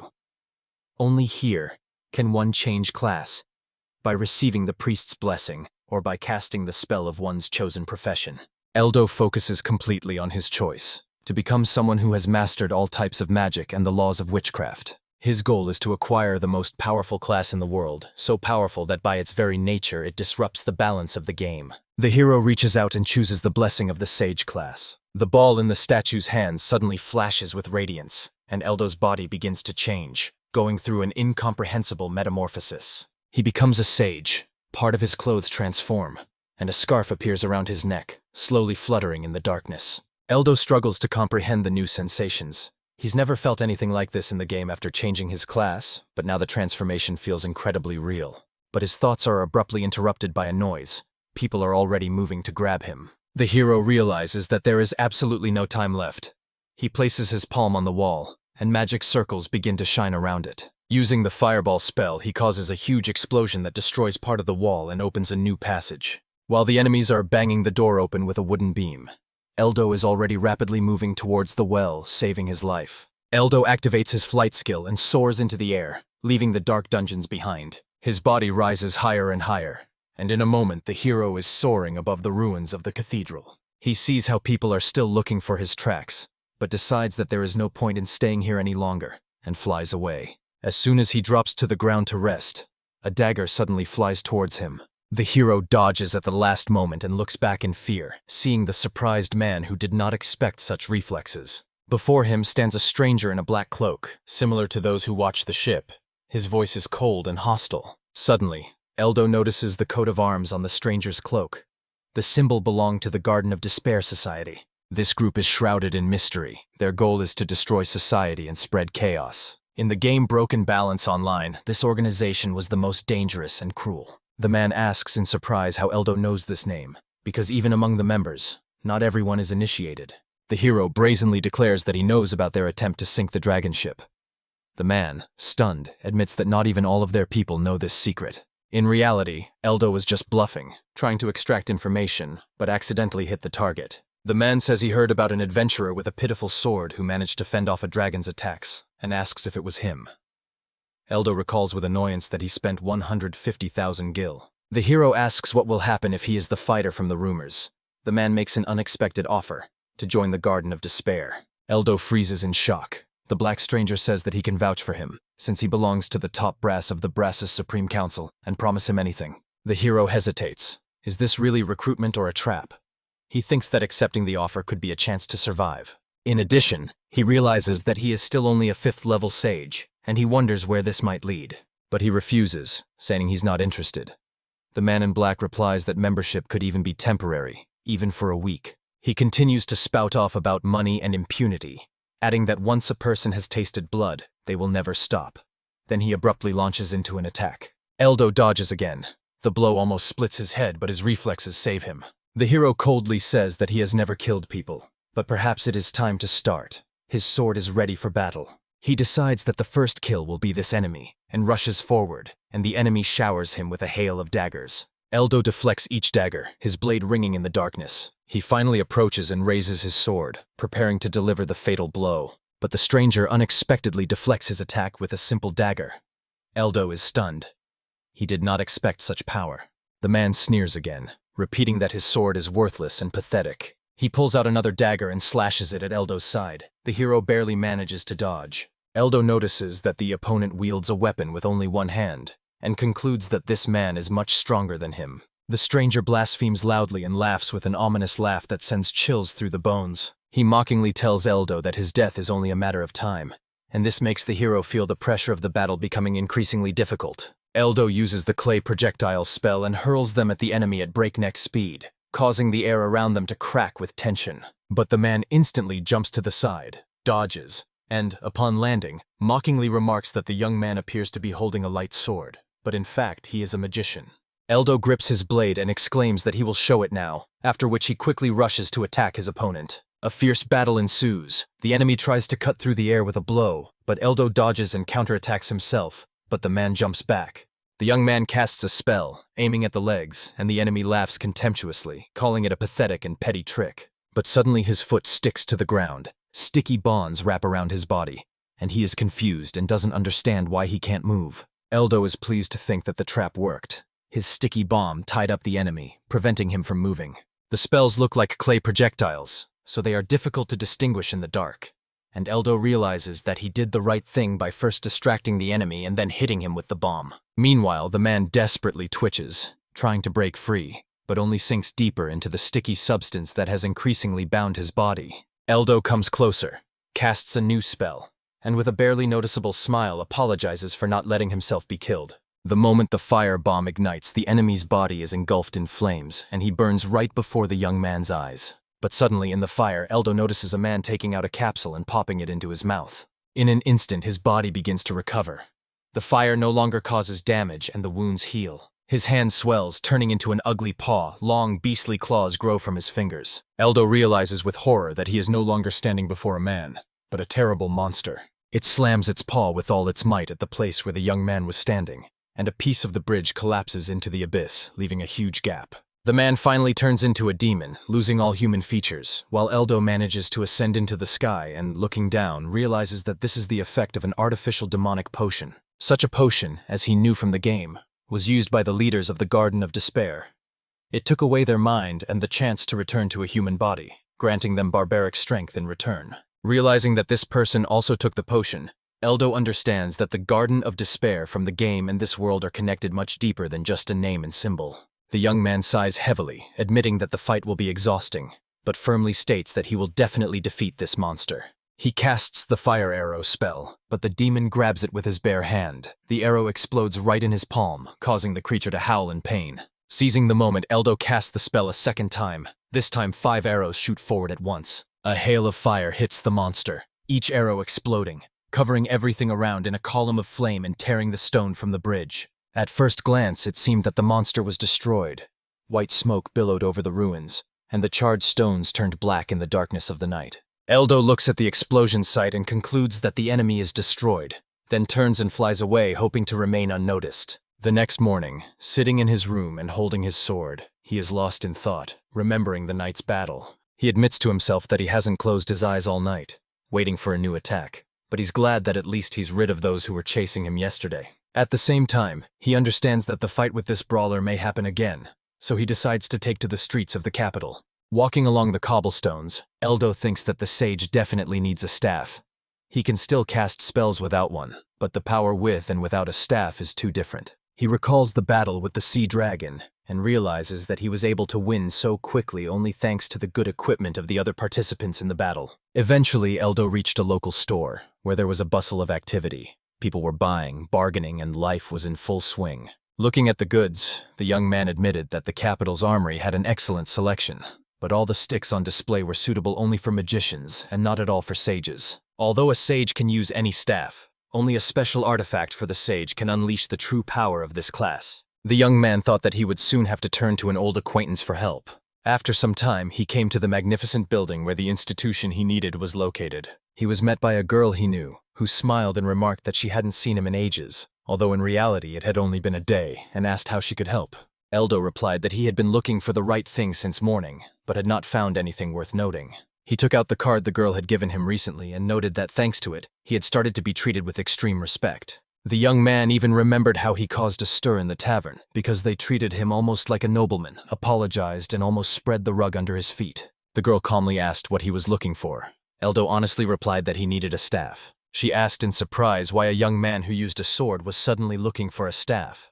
Eldo assured her that he was not a swordsman, but a sage. The girl admitted that this was the first time she had heard of such a class, and suggested that a sage was something between a warrior and a sorcerer. Eldo explained that it was a purely magical profession. She reminded him that it was with his sword that he had repelled the sea dragon's attack. Eldo replied that even a novice could do such a thing if he was good at using a blade. The girl did not hide her surprise because the sea dragon belongs to A-rank monsters. The young man firmly stated that anyone could fight like this with enough training, but his true calling was to be a sage. The girl said that he shouldn't waste his talent on other pursuits, but if he insisted, he had good reasons. She agreed to help and offered to show him her best staves. Eventually, they found themselves in the armory, where dozens of first-class artifacts gleamed. Eldo looked around in amazement and recognized that all the staves were of exceptional quality, but none of them were suitable for the sage. Then his gaze fell on a modest staff, which was not particularly distinguished by anything special. He asked the girl if she would mind if he chose it. She answered in the affirmative, but noted that she did not advise it. The staff was found in ancient ruins and is considered unusable. Eldo confidently said that this artifact was a perfect fit for him. When he took it in his hands, he felt that it was a real sage's staff. The young man realized that this was a magnificent tool that was underestimated only because it was used by an ordinary magician. But when he saw the price, 25 million guilders, he was genuinely surprised. The girl explained that all the exhibits were extremely expensive, but that you could pay with more than just money. Eldo, embarrassed, took out his sword and said that, apart from money and a blade worth only 150 gills, he had nothing. The girl suddenly announced that she only wanted his guild card number, for which she was willing to pay 30 million. Eldo looked at the card in surprise, realizing that she would take on such a debt. The girl hurried to clarify that she wasn't forcing him to do anything. She just wanted to know his number. The young man asked why this number was so valuable. She replied that it was needed to give him personal tasks with special rewards. Eldo realized that this girl was willing to give 30 million just for the opportunity to address him directly. He hesitated, saying it was too much for a simple F-ranked rookie. However, she assured him that this was precisely why it was profitable, because her company had to be ahead of its competitors. She added that this amount was only given for A-level assignments, so he should see it as an investment in his own future. Eldo accepted her offer with a smile. The young man took his staff with him and warned the girl to be more careful when choosing personal errands. She smiled and promised to wait for him with impatience. After a while, Eldo walked down the street and thought that it was only fitting for the head of a trading company to buy a good weapon without any hesitation. But in reality, he understood that he had received even more than he could afford. He was only frightened by the thought of what tasks Mina would give him. If they were unrealistic, he would refuse. Suddenly, the boy turned around sharply. It seemed that someone was following him. A new problem loomed over the hero. He held a new staff in his hands, ready for any development of events. He turned into a narrow alley and loudly asked who was there. At the same time, he threatened that if the stranger did not come out, he would consider him an enemy. Suddenly, a man ran out of the alley with his hands raised, begging Eldo to wait and explaining that he was not a criminal. The man took off his hat and said he came from the guild. Eldo asked suspiciously if that was true. The stranger said that he had seen Eldo's actions on the ship, and they had made a strong impression on him. The boy was surprised and asked why Eldo had been following him then. The man happily explained that he wasn't spying, but observing. He wanted to make Eldo a scout for the guild, since he had proven himself to be a strong swordsman. The young man clarified what it meant to be a scout. The man replied that there was a position of righteous tamer. Unlike a swordsman, he received a fixed high salary, and this was exactly the kind of person he was looking for. Eldo thought it was like a civil service. Maybe he should do it while he was still low-ranking, although he would probably have to do the dirty work. He politely refused, saying that he wanted to act freely. The man replied that he understood him and promised not to interfere. But if Eldo changed his mind, he could contact the guild. He cheerfully added that he was always glad to meet someone who had noticed the surveillance. If Eldo mentioned his name to the guild, Lydius, he would be accepted immediately. Left alone, Eldo thought. In BBO, such a profession did not exist. There, tasks were constantly updated, and nothing happened if you did not take them. In this world, clients really exist, and there are those who get into trouble if the work is not done. He decided to start with what was available to him. Arriving at the guild, the young man was surprised to see that there were almost no quests on the quest board. Eldo noted that even in the capital, it was surprising to see so few assignments for the tamers. It turned out that they were left without work altogether. He approached the guild administrator and said he wanted to ask about the task. The girl smiled sweetly and clarified what exactly he was interested in. He asked if there was a task to contain monsters. She replied that there were almost no such assignments in the capital. The royal troops themselves were engaged in taming monsters during training. Eldo realized that he would have to look for another place. He thanked the girl for the information and said that he would refuse for now.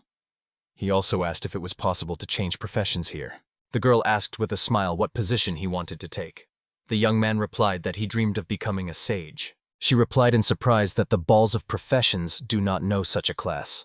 Eldo thought about it and realized that those professions that are not acquired through the right of adulthood are not recognized here. It turned out that they simply did not recognize anything that the globe of professions did not approve of. To register, you need to touch it. If a person is a magician, it is immediately recorded by the magician's bullet. So the guy apologized and said that he would not change his profession. He decided that even a beginner can achieve success if he uses his abilities correctly. The girl added that she didn't know much about the lower professions, but perhaps the orb of the lower classes would light up. Eldo asked curiously what the lower professions were. She explained that they were berserkers and saints. They were found in low-level teams, but most gave up quickly. The young man remembered that there were two categories in the BBO, basic professions and higher. The basic ones included mages, swordsmen, archers, healers, and others, while the higher ones included sage, hero, berserker, and saint. Higher professions almost never appear at the coming-of-age ceremony. It turns out that what was considered the best calling in BBO is considered the worst here. The reason is simple. The level of basic classes grows much faster than the number of monsters killed. But even at low levels, the abilities of the higher classes surpass those of the others. So if the difference in levels is small, it is almost impossible to kick a team out of them. The young man asks why a saint is considered a lower class then, since even his basic ability, divine healing, restores more health than any healer. The administrator asks in surprise what divine healing is. Eldo can't believe his ears. He can't understand how the guild administrator can't know basic skills. He smiles and says it's better to remain a novice. The girl agrees. Walking through the streets of the capital, the hero thinks that even here he has nothing to do. Perhaps it would be better to look for a task in another city. Before leaving, he decides to stop by and say goodbye. The girl, sitting on the couch, asks if she needs anything. Eldo says he just wanted to let her know he's leaving the capital. After drinking a cup of tea, he explains that he became an adventurer for a reason. But there are no orders to contain monsters in the city. The girl replies that the capital has been too quiet lately. It would be possible to find him another job. But losing such a fighter for the country would be a serious blow. Eldo asks not to exaggerate, but she assures that this is not an exaggeration. There are few strong adventurers, but their impact on the economy is enormous. She adds that it was he who saved the Maxia company's ship from destruction. The leaders of the economic world were there, including herself and prominent representatives of the guild. If the ship had sunk, the country would have been plunged into chaos. Eldo realizes that he had saved something much more than just a few passengers. Then the girl asks where he is going. The young man replies that he looked at the map and decided to visit the neighboring town of Fiesta first. She nods approvingly and says it's a good choice. He'll definitely find more tasks there. But suddenly he remembers. There is an interesting deterrence mission in the capital. This attracts Eldo's attention. She explains that it is a giant S-rank mole. The hero hears about such a creature for the first time and suspects that it is a special monster of this world. He asks where exactly she appeared. The girl replies that she is in the fields of the Maxia company near the capital. Eldo is surprised to learn that the company is also involved in agriculture. He asks if giant moles have really settled there. The girl confirms. She says she is willing to pay 500,000 gil for each monster killed and asks to exterminate them all. The young man understands that such a reward for a deterrence mission is unheard of. He gladly agrees. The girl thanks him and says that it is a very difficult matter, and by accepting it, he really saves the situation. The hero asks in surprise if it is that serious. She explains that moles hide underground, which makes fighting them incredibly difficult. Eldo says he'll at least try. The girl offers to take a map and a written order. After a while, Eldo went outside the city walls and reached the company's fields. According to the map, he arrived at exactly the right place. Looking around, he sees that everything looks like an ordinary village. Even in the capital there are such corners. But he doesn't understand what Mina meant by calling them small fields. He decides not to guess, but to contact the administration. Approaching the wooden house, he knocks on the door. A woman opens the door and asks him what business he has with the village administration of the Maxia company. Eldo shows a written order and says that he is acting on behalf of the company's president, Mina. Upon seeing the letter, the woman beamed with joy, thanked him, and called him an adventurer who had accepted the task. She says that now everything depends on him.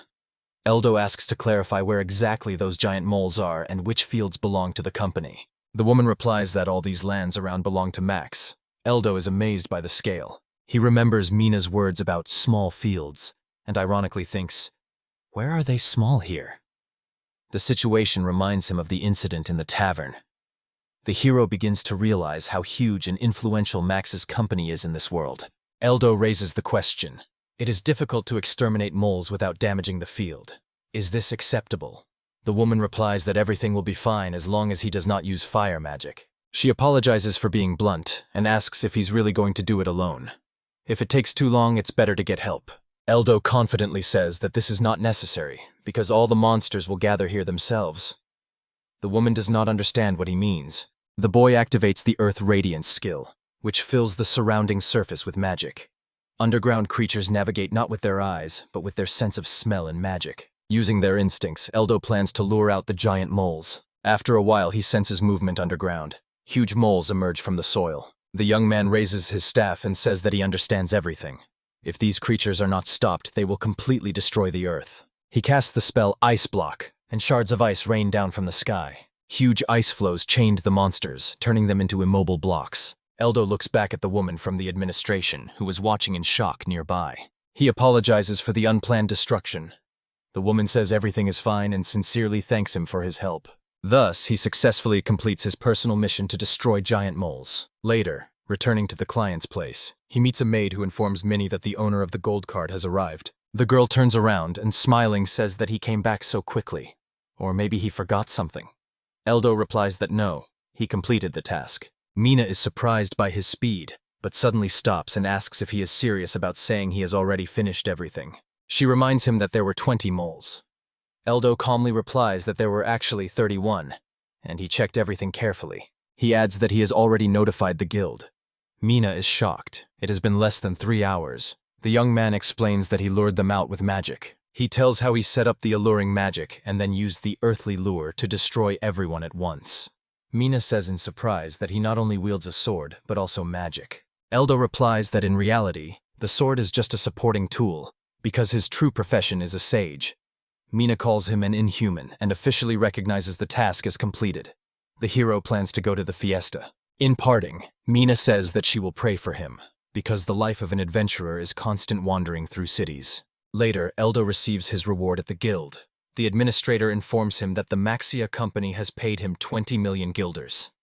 The young man is stunned by this amount. The girl says that it must be an extra bonus.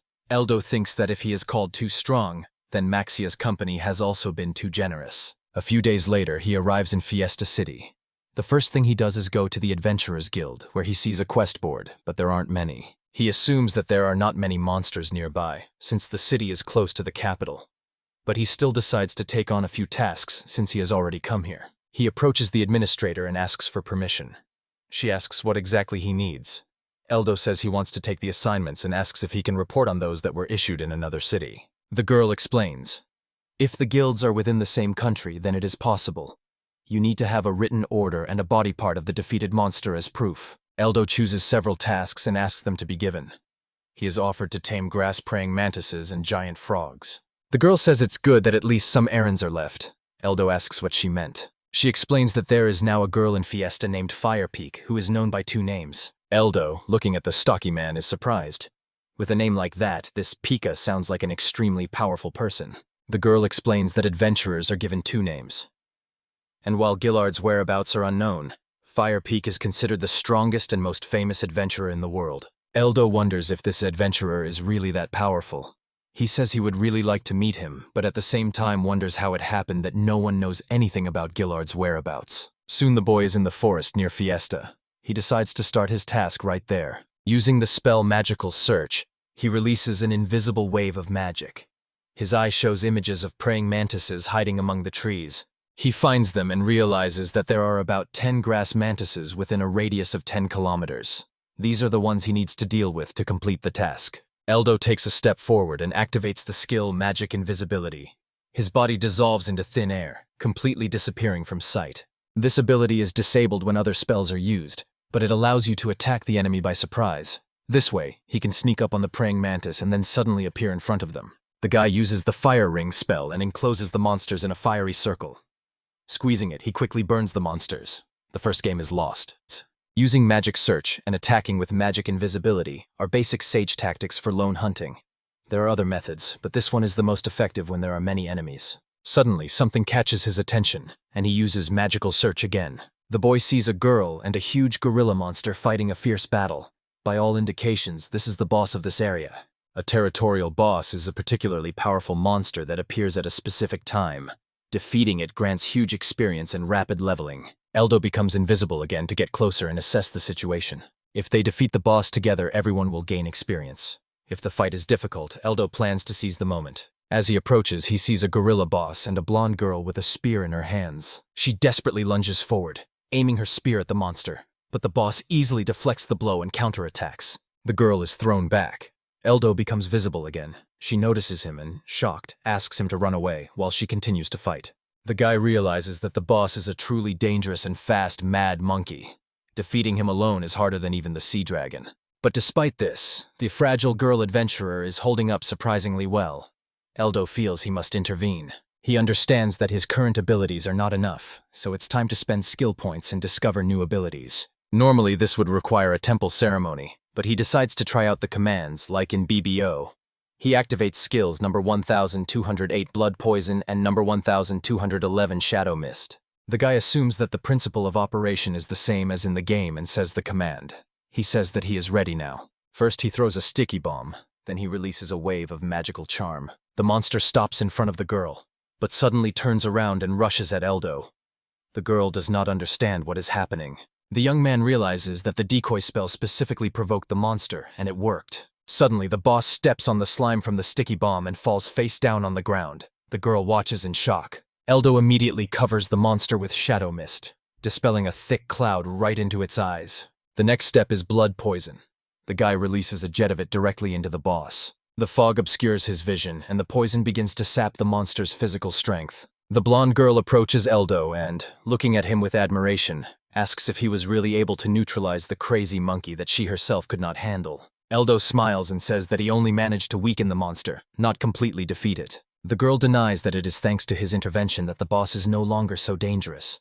She admits that without him she would have died. The boy clarifies that she is called Fiery Pike.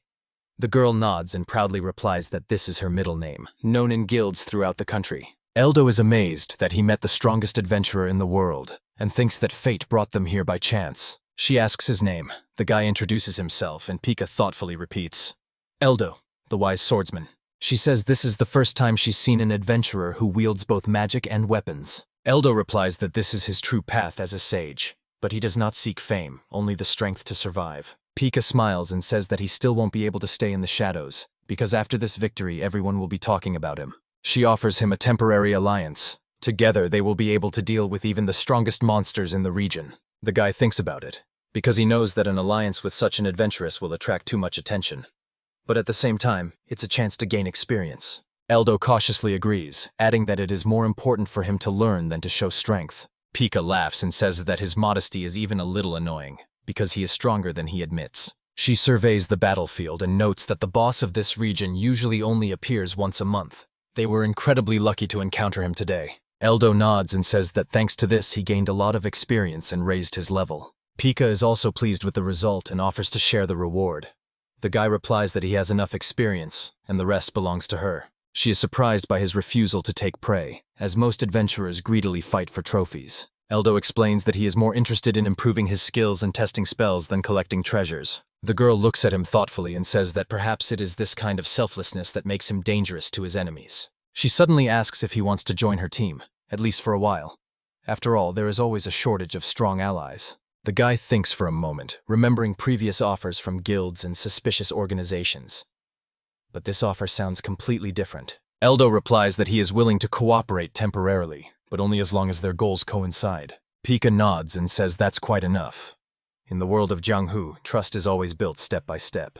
They agree to go on the next mission together. The girl promises to introduce him to contacts who have information about rare monsters. Eldo understands that this is a chance not only to gain experience, but also to learn more about the hidden powers of the world, including the Garden of Despair. Pika notices that his new staff is emitting a strange energy. She asks where he got it. The boy replies that the staff comes from ancient ruins, but most underestimate its true power. The girl laughs and says that he is truly strange. Others would chase after jewels, but he chose a seemingly worthless staff. Eldo says that the strength of a sage is not in outward splendor, but in harmony with weapons and knowledge. Pika thinks about it and agrees that there is truth in what he says.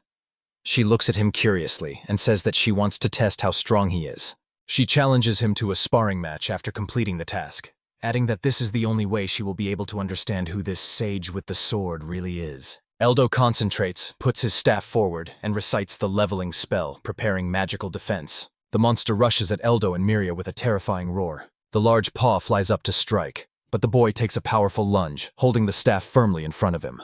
The magic shield holds out, not a steel wall, but still a reliable defense for the sage.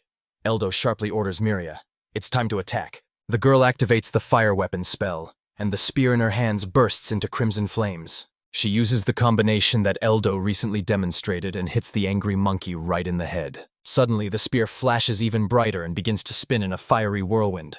Miria exclaims in shock that she did it. She makes a sharp lunge and delivers a final blow directly into the monster's chest, spinning the fire into a bloody tornado. The huge ape begins to smoke all over and eventually falls unconscious. Miria looks at her spear in amazement and says that she didn't know it was so powerful. Eldo praises her for her excellent work and adds that they have also raised the level. Miria does not believe that the boss could be defeated so easily. The guy replies that it is all thanks to her because he was only holding back the attacks. The girl is surprised by his indifference and says that it is simply unrealistic.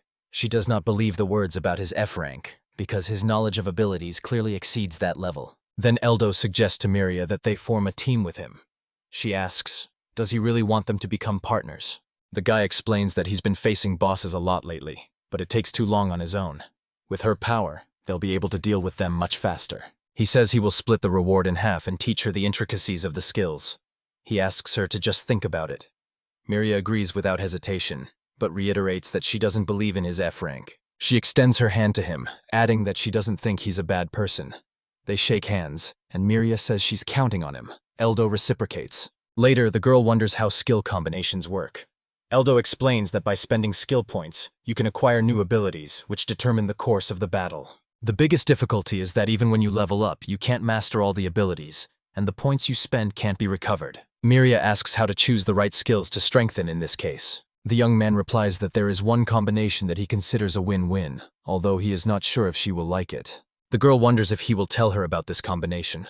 Eldo asks if it is too hasty. Miria says that she only gained abilities through experience. That's how she mastered the fire weapon. Eldo thinks that's the problem. Skills are usually obtained in temples, and the girl didn't even know about it, which is why she's not progressing. He asks her level. Miria says she's 18. Eldo says she needs a few more levels and asks why she doesn't want to go any higher. She sighs. You can train, but what to do with the boss's body? He needs to be handed over to the guild. Eldo replies that there's no need to worry about it. He uses the magic gathering spell, and the monkey's body is submerged in a black liquid and disappears. Miria asks where the monster went. Eldo explains that he transported it to another dimension. She asks what he means. In the end, the girl decides not to ask any more questions, saying that Eldo always finds a way to surprise her. She adds that she will do everything in her power, and they move on. Soon they encounter another monster. Miria pierces it with a spear in the chest, while Eldo supports it with spells. Suddenly, they notice that the sun has already set and darkness has descended around them. Eldo advises them not to overexert themselves and to return to the city. The boy has reached level 10, and Miria has reached level 19. The girl agrees that it is time to return. The guild administrator stared in surprise at the trophy in front of her, unable to believe her eyes. Miria explains that it's an A-rank monster, an angry monkey. The girl apologizes, says it's the first time she's seen something like this, and runs to get the department head. Eldo leans over to Miria and asks her to say that she defeated the monster. The girl wonders why that is necessary. The young man replies that he doesn't need achievements and doesn't want the sensation of a rookie defeating an A-rank monster. Miria says that if he changes his mind, he can confess himself. At this moment, a man runs in, apologizes for the delay, and asks if they really defeated the A-rank monster. Miria confirms and immediately wonders how much the guild will pay for the angry monkey. The man asks if she really said angry monkey. He doesn't believe they overpowered her. Miria hesitantly says that Eldo did the most. He is indignant, reminding her of their agreement. But the girl makes excuses. It was impossible to remain silent. The man admits that this is the first time he's seen the boy and asks if he has a middle name. Miria says his name is Eldo and he's just an F-ranked rookie. The man incredulously asks if a rookie of this level could really defeat an A-ranked creature. Miria confirms that he is exceptional. She adds, "It's probably because of the system that prevents newbies from increasing their rank, which is why everything seems strange." Eldo asks what she means. Miria says that even he doesn't seem to know. Beginners can't advance in rank. The same goes for lower professions. It's extremely difficult for them to advance. She admits that she herself had to work hard to reach B rank. This was done so that fewer adventurers would die from overly demanding tasks. Eldo asks if this is fair, even when they perform the same tasks. Miria says that about 10 years ago, after Cardinal Georges's reforms, the system became exactly that. The man apologizes for distracting, but says it's an order from above. Eldo thinks, it doesn't matter what profession. Abilities are determined only by a person's strength. Such a system seems to him like a conspiracy. He suspects that Cardinal Georges hated novices and lower professions. And it was no wonder that the temple in the capital, where one could change professions, turned into ruins. Miria says that Eldo has long surpassed F rank, having withstood all the monkey's blows. The boy realizes that she has completely forgotten about their conversation. The man cannot believe the strength of a newcomer with such a low rank. He asks his name again, and asks if this is the same Eldo who joined the guild in Ilia. He explains that rumors are spreading about an extremely strong newcomer who single-handedly challenged a sea dragon. Eldo realizes that the news has spread further than he thought. The man says that if this is indeed the same Eldo, he offers him an exceptional promotion procedure. The guy asks if this is possible. He replies, with a recommendation from the head of the department and achievements, it is allowed. They will especially take into account the victory over the sea dragon. Eldo thanks him and asks to be promoted. The man checks his card and says that he should be grateful for the honor. After all, helping such a novice to rise is also a great achievement. Looking at the map, he sees the profession Sage and calls it unknown. He says that it will be difficult for him due to the lack of data. Miria adds that 20 years ago she would have been considered a novice too. Eldo remembers. Heroes also belong to unknown professions. And looking at Miria, he understands that even the hero's profession has not yet gained fame. Since the sage is not part of the coming-of-age ceremony, he will always be perceived with prejudice. But for Eldo, this is not a problem because he knows everything about this class. The man solemnly announces that the procedure was successful and the young man now has an E rank. The system allows you to move up only one level at a time, so further achievements are needed. The conversation returns to the main issue, the redemption of materials from the angry monkey. Later, Eldo leaves with huge bags. Inside are over 120 million gil.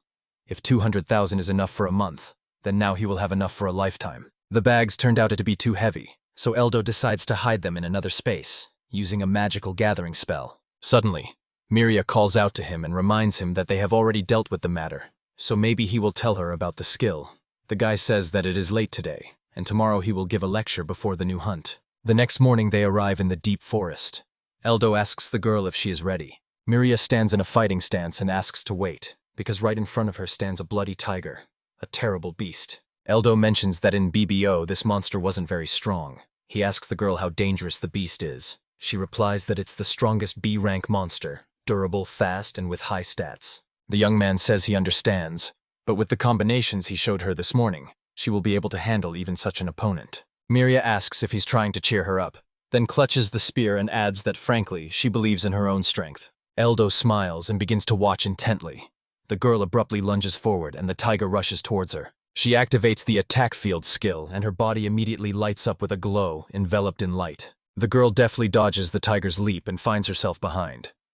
Eldo realizes that the attack field lasts for 10 minutes, significantly strengthening the owner. Miria uses a combination attack and hits the tiger with her spear. She repeats the move again and strikes again. The beast howls in pain as the spear cuts its neck, and then the girl pierces its side with the other end, using the defense-piercing skill. Eldo understands. This ability locally reduces the strength of the enemy's armor. Next, Miria activates an auxiliary attack that increases the damage from the next hit several times. The tiger tries to escape by jumping into the trees, but the girl does not let go of her prey and uses the skill Complete Explosive Destruction. Eldo sees. This technique releases all of the previous power in one blow, removing the remaining reinforcements. This is the hero's final attack. The predator tries to hide, but Miria steps forward and unleashes a blow. A fiery projectile bursts from her spear, tearing the tiger in half. The girl is breathing heavily, and smoke is still coming from the tip of the spear. Eldo watches and thinks. This combination makes her the second strongest class after the sage in one-on-one combat. In a strengthened body state, she is able to withstand several opponents. This is one of the few professions that allows her to fight alone. Miria looks at her own hands with joy, but suddenly another tiger rushes in from behind. The girl is horrified, realizing that there are several of them. The beast charges straight at her, but Eldo stands between them, stopping the attack with his own magic.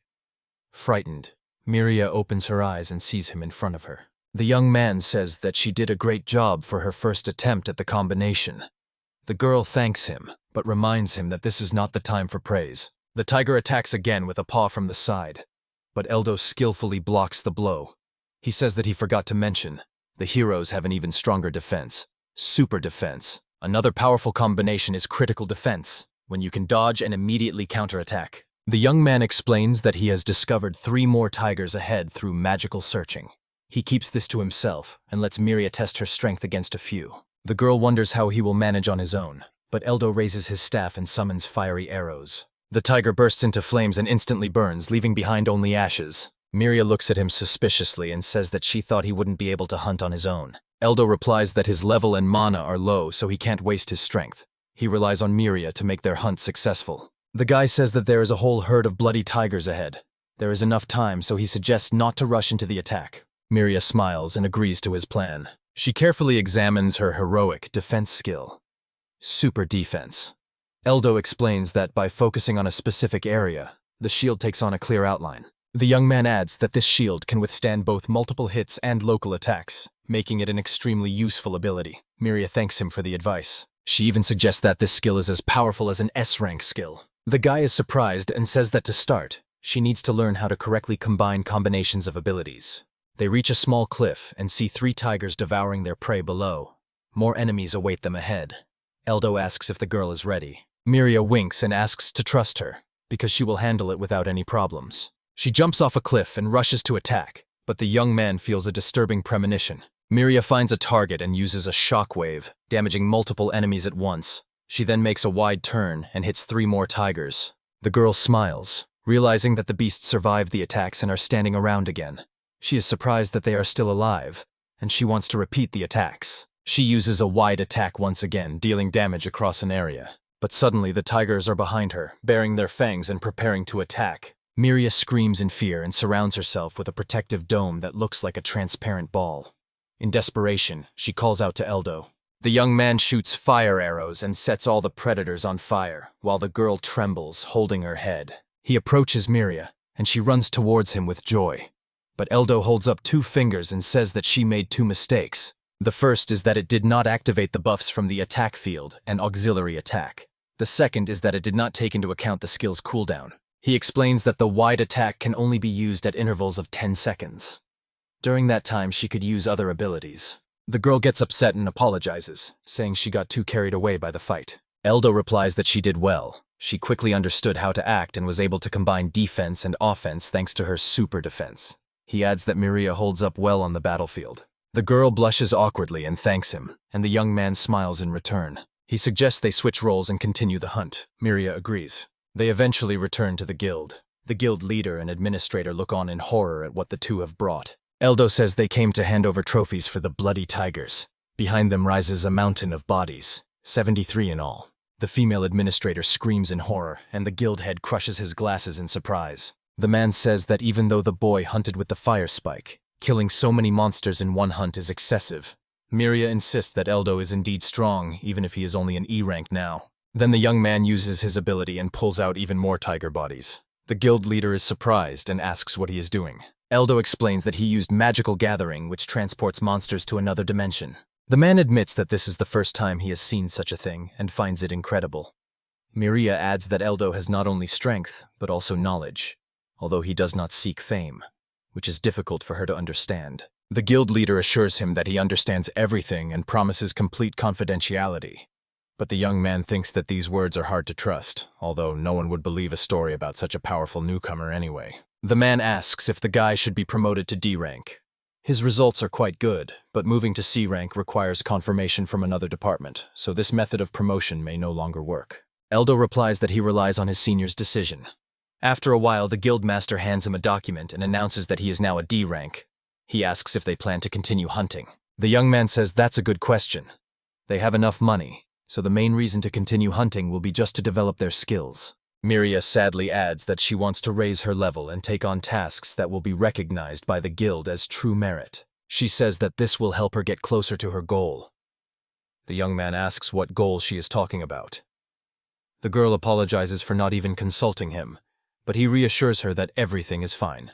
Then the man remembers that he has one task that only truly strong adventurers can undertake: exploration in the Forest of Death. Eldo asks about the mission because the name itself sounds ominous. Miria confirms that this place is extremely dangerous. Only a tenth of those who dare to go deep have returned alive. The man explains that the reason is that only high-level monsters appear there, so you should be careful when choosing people for this assignment. Miria asks Eldo what they will do. She is confident that they will be able to cope. The guy agrees, but suggests they look at the documents first. The man shows them the papers. He explains that this is a general map of the forest, and it shows a giant pillar that immediately catches your eye. He asks if the young man knows anything about this pillar. This is a sealed pillar that holds raid bosses, monsters many times stronger than normal. In BBO, during events, the seal would break, and terrifying creatures would break free. The man says that their task is to check the condition of this pillar. There have been rumors circulating lately that it has manifested, and if it is true, action must be taken. Eldo mentions madness. The man wonders how he knows the term and asks if he is the guildmaster himself. He replies that he learned it as an ordinary adventurer. Frenzy is when a horde of monsters appears before the raid boss and runs away mindlessly, causing catastrophic destruction in their path. The man adds that there is a device in the city that drives away evil spirits, but its power is limited, so information about the pillar is very much needed. Eldo gets serious and says he understands everything, so they set off on their mission. The man thanks him. The guy emphasizes to Miria that the task is extremely dangerous and there is a risk of finding herself in the very epicenter of the madness. The girl confidently replies that she is going there deliberately. The next morning they were already in the Forest of Death, fighting off monster attacks together. Eldo sighs, noting that there are indeed many dangerous enemies here, quite in keeping with the name of the place. Miria says they just need to push a little and they will move forward. The young man notices something strange in her behavior and asks why she is so fussy, and if achievements are really that important to her. The girl replies that it's part of the reward system for adventurers. The guy is surprised because he's never heard of such a thing. She explains that if you become an A-rank adventurer and have significant merit for the country, you can obtain the title of aristocrat. That is the only way. She admits that her goal is to gain this title in order to revive a family that has gone bankrupt and lost its position. The guy understands why she's trying so hard, and says that then she needs to strive for more. He urges her to pull herself together and move forward. She agrees. Eventually, they find a giant stone pillar with a strange carved pattern. Eldo asks if this is the sealed pillar. Miria confirms. The young man notices that the pillar is facing Fiesta. This means that there are about 5 days left until the raid bosses appear. The girl wonders if the guy really understood everything just by the color of the pole. Eldo explains that you can tell by the shade blue, yellow, orange, red, black. This order is a kind of countdown to the monster's appearance. Although there are 5 days left, it will be difficult to prepare. He suggests that the girl return with a report as soon as possible. They soon arrive at the Adventurers Guild, where they are met by the leader. The man greets the fiery spear and says they have returned quickly. He then asks about the sealed pillar. Miria replies that there are only 5 days left until the madness begins. The man asks in surprise what that means. Eldo explains that he probably doesn't know, but it's the color of the pillar that allows you to determine how much time is left. The man thanks them for the report and says that the protective device needs to be activated urgently, so he asks them to wait. He returns a few minutes later and apologizes for the delay. He says the mechanism will start in 4 days, so they still have some time. He then suggests discussing the reward. He promises to write a recommendation for Eldo to be promoted to C rank, and for Fiery Peak, if she helps him cope with his madness, a recommendation for the A rank exam. Eldo notes that they must wait out the madness first, as the city prepares to repel the invasion. The man confirms that they can both help if they stay here. 5 days later, on the day of the madness, a huge dome opens over the city. Miria asks if this is protection. Eldo confirms that it is, and it seems that they managed to activate it in time. The girl says that this is the first time she has seen such a miracle, and doubts whether it is really capable of protecting the city. Eldo explains that the dome doesn't physically block the monsters, but rather emits a special magic, scaring them away and masking the city. Eventually, they'll just leave. But suddenly the barrier disappears. The girl says in confusion that it is gone and asks if it is supposed to be that way.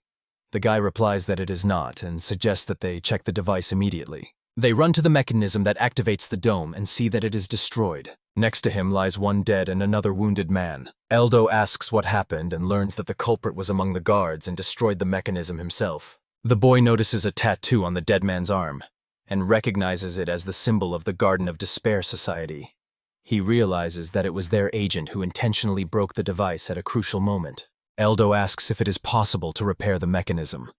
He is told that it is impossible, because the device is of unknown origin, inherited from ancestors. The guy concludes that this mechanism is a real, out-of-place artifact, created by people not from this world. The man adds that even if it can be fixed, restarting it will take at least 4 days, which is too long. Therefore, he orders the immediate warning of evacuation to the residents, and the summoning of all available adventurers. Eldo realizes that even if he can handle a horde of regular monsters, raid bosses are a whole other level of threat. Whatever boss appears, his blows will bring terrible destruction, and victims cannot be avoided.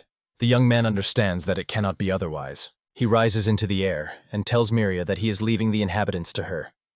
She asks what he is going to do and hears the answer. He will try to stop the madness. Miria wonders how he will do it, because even he can't do it. Eldo replies that he has an idea, but there are no guarantees, so she has to act, taking into account this risk. The boy flies away from the city, and the girl calls him to follow. In a few minutes, he is already in the forest and sees crowds of familiar and new monsters. They were racing towards where Eldo had just flown in. The guy understood that he was powerless against such a crowd, but there was another way to stop the madness. To do this, he needs to defeat the raid boss himself. He lands near a pillar that was no longer chained to the ground, but instead was rising into the air. Suddenly, a crack appears on the surface of the pillar, and it crumbles into small fragments. Suddenly, the ground shook, and a giant eye flashed from beneath it. The ground began to split, and something large and terrible began to rise out. A raid boss emerged from the depths, a massive thunder dragon. Its body was covered in hot bolts of lightning, and it seemed as if the very heavens trembled at its appearance. The young man clutches his staff and firmly says that he is ready to begin. In BBO, the Sage class was considered the strongest, and 80% of all players chose it. He smiles with determination and thinks it's time to show the world why it was like this. Meanwhile, panic has gripped the city. Miria commands the residents, ordering them to hurry, as a huge pack of monsters is advancing directly towards the gates. A sentry on a tower looks through a spyglass and sees hordes of monsters approaching the city. Miria gathered her courage and rushed to the city gates. They shouted to her that the main gates were already closing, but the girl ordered the gate to be locked immediately, and she herself swore to restrain the monsters at any cost. She shouts that there is no time at all, and seems to be addressing Eldo directly, calling out to him. Meanwhile, the hero stood before the giant dragon and, smiling, remembered the ancient times when everything was just beginning. He remembered the first time he played BBO. Back then, this same dragon was the strongest entry-level boss and taught him a cruel lesson. Even though he was a high-level player, he lacked experience back then and died hundreds of times before he figured out how to confront the monster. The thunder dragon opens its eyes after awakening and looks intently at the hero standing before it. Suddenly, the dragon releases a bolt of lightning and hits a tree right next to Eldo, but he doesn't even flinch. The boy understood that the dragon's very presence caused harm, and that his actions were bad, but he still had his own plan. The dragon again summons lightning and strikes the young man directly, but he remains unharmed. After all, Eldo activated the anti-electric magic skill, which reduces the impact of discharges and partially or completely eliminates the damage. The dragon swings a huge paw, but the boy jumps back sharply, dodging the blow. He realizes that he is currently unable to attack directly, and suddenly he notices the dragon preparing his technique, divine lightning. The place where Eldo stood was covered by a glowing sphere that exploded with a thunderous crack.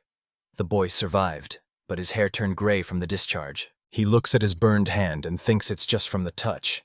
Damage that would be trivial in the game becomes a deadly threat here. Divine lightning is a skill that can burn the earth and all living things to ashes. Find yourself in the center and death is inevitable. Currently, Eldo is only level 18, while fighting this dragon requires at least level 50. The guy uses self-healing, restoring his arm, and says he knows how to act, having defeated this boss countless times. He smiles and says firmly that this time will be no exception. The magic seals flare up in front of him. He sequentially applies fields: attack field, reinforcement field, berserker field, ice field, and super magic field. The guy decides to activate all the fields he knows, and fills the staff with earth magic, the element opposite to lightning. He also strengthens it with super earth magic. The young man's hands tremble, his body feels an incredible strain, but in terms of magical power he is now thousands of times superior to the dragon. He notices the enemy's movements and guesses that he is preparing divine lightning again, but he knows that this time it will not be so simple. Eldo jumps back and sees the dragon slashing vertically downward. It's easy to avoid. He says he was really taken aback at first, but he won't fall for the same trick again. He rushes towards this dragon, but it rises from the ground, raising clouds of dust. Eldo realizes that this is a trap. The monster is deliberately limiting his visibility, preparing a new attack. The young man jumps sharply to the side and manages to avoid the lightning that suddenly strikes from the side. He wonders in surprise if this is not a lightning sprint. If divine lightning strikes in a point, then lightning sprint cuts through space in a straight line. This is one of the Thunder Dragon's combat patterns. The boy dodges one charge after another.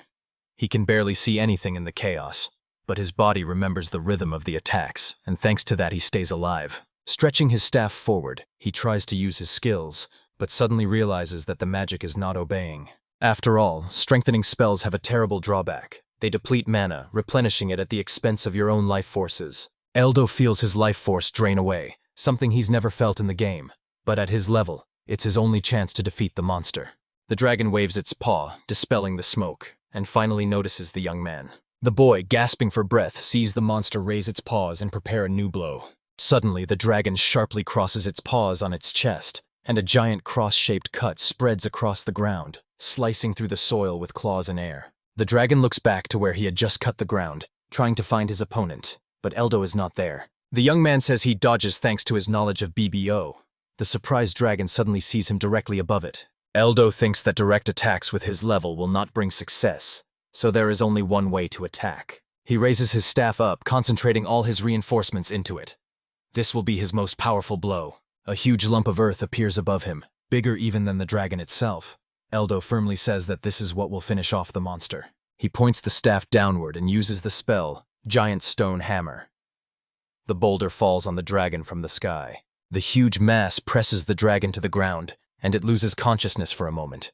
Eldo holds his breath, wondering if he has truly won. But suddenly the monster's eyes open, and a formidable storm cloud gathers above it. Eldo realizes that the dragon is preparing divine lightning, so it's still alive. But upon closer inspection, the boy realizes that it is not divine lightning at all. He remembers that he hasn't seen this technique in BBO for a long time. It was an even more powerful magic, the last trump card of a thunder dragon on the verge of death. The strongest blow, which cannot be dodged, is called Torpedo Destruction. Eldo understands. If this blow reaches him, not a trace will remain of it. He smiles nervously, raising his hand, and says that he must stop the monster at all costs before it unleashes its destructive power. He uses the stone hammer again, but only at a third of its power. He barely has time. His goal is to win before he is destroyed. The giant boulder falls again, crushing the dragon to the ground with colossal force. The young man is barely able to catch his breath, exhausted to the point of exhaustion. He looks at the dragon's destroyed body and wipes the sweat from his forehead. He announces that this taming is complete. The task where life was at stake is accomplished. Meanwhile, while Eldo fought to the death with the raid boss, Miria desperately defended the city from the monster invasion. She struck series of blows after series, first defeating a giant tiger, and then finding herself under attack by an angry monkey. The monster closed its paws with a roar, but the girl managed to dodge and, jumping, struck it in the back with a spear, finishing off the enemy. Miria's strength was rapidly fading, and a crowd of beasts closed in around her. A huge tiger stood in front, and wolves with fierce eyes stood next to her.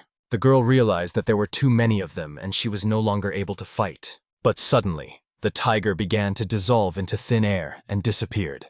Miria looked around in surprise and saw Eldo flying straight towards the city. The young man looked at the bodies of the enemies and asked if she had dealt with them. Miria replied that the monsters disappeared thanks to his powers. Eldo apologized for taking so long.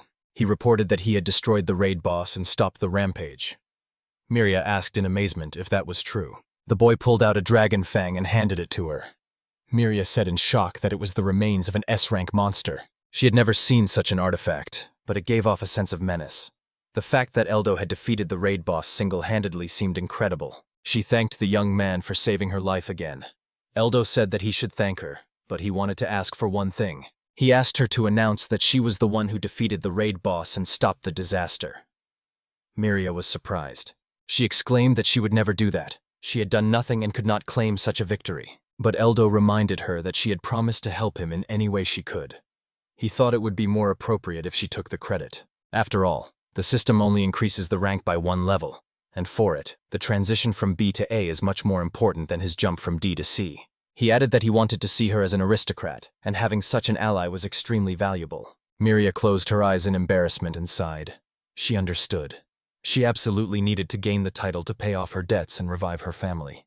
She called him strange. After all, a novice couldn't defeat an S-rank monster on his own. She jokingly said that Eldo seemed to be from another world. The young man was surprised and asked what she meant. The girl winked and said it was just a joke because that doesn't happen. Eldo again asked her to stick to their agreement. Meanwhile, at the city gates, the warriors prepared to meet the invasion, but the monsters never appeared. The watchman from the tower wondered why the hordes had suddenly disappeared. At that moment, Miria came out to them. The warriors recognized Firespike and asked in surprise what she was doing here. She awkwardly said that she had defeated the S-rank dragon from the sealed pillar, so all the monsters disappeared. The men repeated her words, not believing. Had she really won on her own? Miria showed a fragment of a fang as evidence. The warriors were horrified by the power emanating from this part of the dragon. They asked again, and she confirmed. Yes, the rebellion was over. The people rejoiced, feeling that they were saved. Suddenly, the guild leader came up and praised Firespike for her feat. He admitted that while he suspected that taming the main monster might help, no one had ever been able to do it. That's why they always waited and repelled the furious onslaught, rather than going straight for the boss. When the mechanism fell, he was in despair. But thanks to Miria, the city was saved. Then he asked about Eldo, and the girl involuntarily shuddered. She replied that she let him escape because, frankly, fighting an S-rank monster was beyond her strength. The man remarked that a novice is a novice, no matter how strong he is. He asked her to tell him in detail about the events, because no one had ever defeated a being of this level before, and every little detail was of immense value. But Miria said she remembered almost nothing. Eldo watched from the sidelines and worried if she would succeed, mentally apologizing to her for this burden. The man asked if she had really only aimed at the horns. Miria confirmed that she had seen a weak spot in them and had been directing all her blows there. He was surprised because horns are usually the strongest part of a dragon's body, and the fact that she was able to break them showed incredible courage and insight. The girl smiled and said that it was no wonder that her name was known to everyone. The man promised to report that it was Firepeak who defeated the S-rank monster. She thanked him. However, he warned that the reward would be delayed, as there had never been such a case before, and asked to leave the dragon fragment as evidence. He noted that such a feat could even be grounds for promotion to S rank, and that this should be decided by the higher councils. He promised to do everything he could, but the final decision rested with the elders. Miria nodded and said she understood. He bowed and thanked her again, which made the girl blush awkwardly. She eventually left the guild, where Eldo was waiting for her. He said she had done a great job. Miria admitted that she felt embarrassed, but thanked him for his help. She said that thanks to him she was closer to her goal and would not be left in debt. Then she asked what he was going to do next.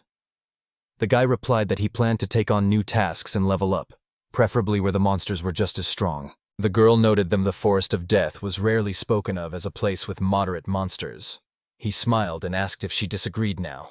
Miria smiled too and agreed. Then she changed the subject and said that she had heard some interesting news. An adventurer friend had told her about the events in the city of Arias. A huge number of monsters suddenly appeared in the great forest of Arias, and now tasks were being given everywhere to destroy them. She said that he should go there, because there would be enough work there. She herself will stay in the city, awaiting the council's decision, but Eldo, in her opinion, can leave now. The guy agreed. If there were so many tasks, he really had better get going. They both understood that their paths would diverge. Miria said that since the meeting she had only burdened him, and she was unlikely to ever be able to repay him. Despite their short time together, she sincerely thanked him from the bottom of her heart. Eldo asked her not to speak as if this was goodbye. He reminded her that she was the one who received the glory for his exploits. The girl blushed and apologized, assuring her that she wouldn't do it again. Eldo laughed and said that he was joking. She sternly replied that he should not scare her like that. Then she wished him to take care of himself. He smiled and said goodbye. As he stepped outside the city walls, the boy looked at the path ahead and smiled broadly. It was time to head for Arius. The sky was split by heavy rain. Meanwhile, in the great forest of Arius, a giant tiger with long fangs was making its way through the thickets. Suddenly, an axe hit it in the head, followed by dozens of arrows. The horned monsters looked at their prey with a predatory smile, bent over the tiger's body and tore it to pieces with their huge paws. One of them roared and began to devour the meat. The others also came and joined the feast. At that time, Eldo was flying over the forest, holding a map in his hands. He muttered that the right place must be somewhere here, but he couldn't see anything from above. He descended to the ground, looked around and realized that, from up there he couldn't see it. Ahead loomed a city with protective walls, the atmosphere around him pressing down on his shoulders. Eldo stepped onto a rickety suspension bridge with a fast-flowing river below. He sighed and decided that he would have to walk this whole way to the end. Suddenly, a man at the entrance to the village shouted to him to stop. Eldo stared in surprise at the stranger who was guarding the village, and felt the unfriendly gaze that pierced him from head to toe. The guard demanded to know his rank and explain why he had come to Arius. The boy raised his head and calmly replied that he was a D-rank adventurer who had come with a specific purpose. Eldo added that he had heard about numerous monster-taming missions, which was why he had come here. The man only sighed heavily, saying that he had guessed that this was how it would be. He explained that the information was outdated. Yes, the monsters are still there and there are plenty of tasks, but the scariest thing is that in recent days hungry ogres have appeared, turning life upside down. Eldo shuddered, knowing that hungry ogres were among the strongest B-rank monsters.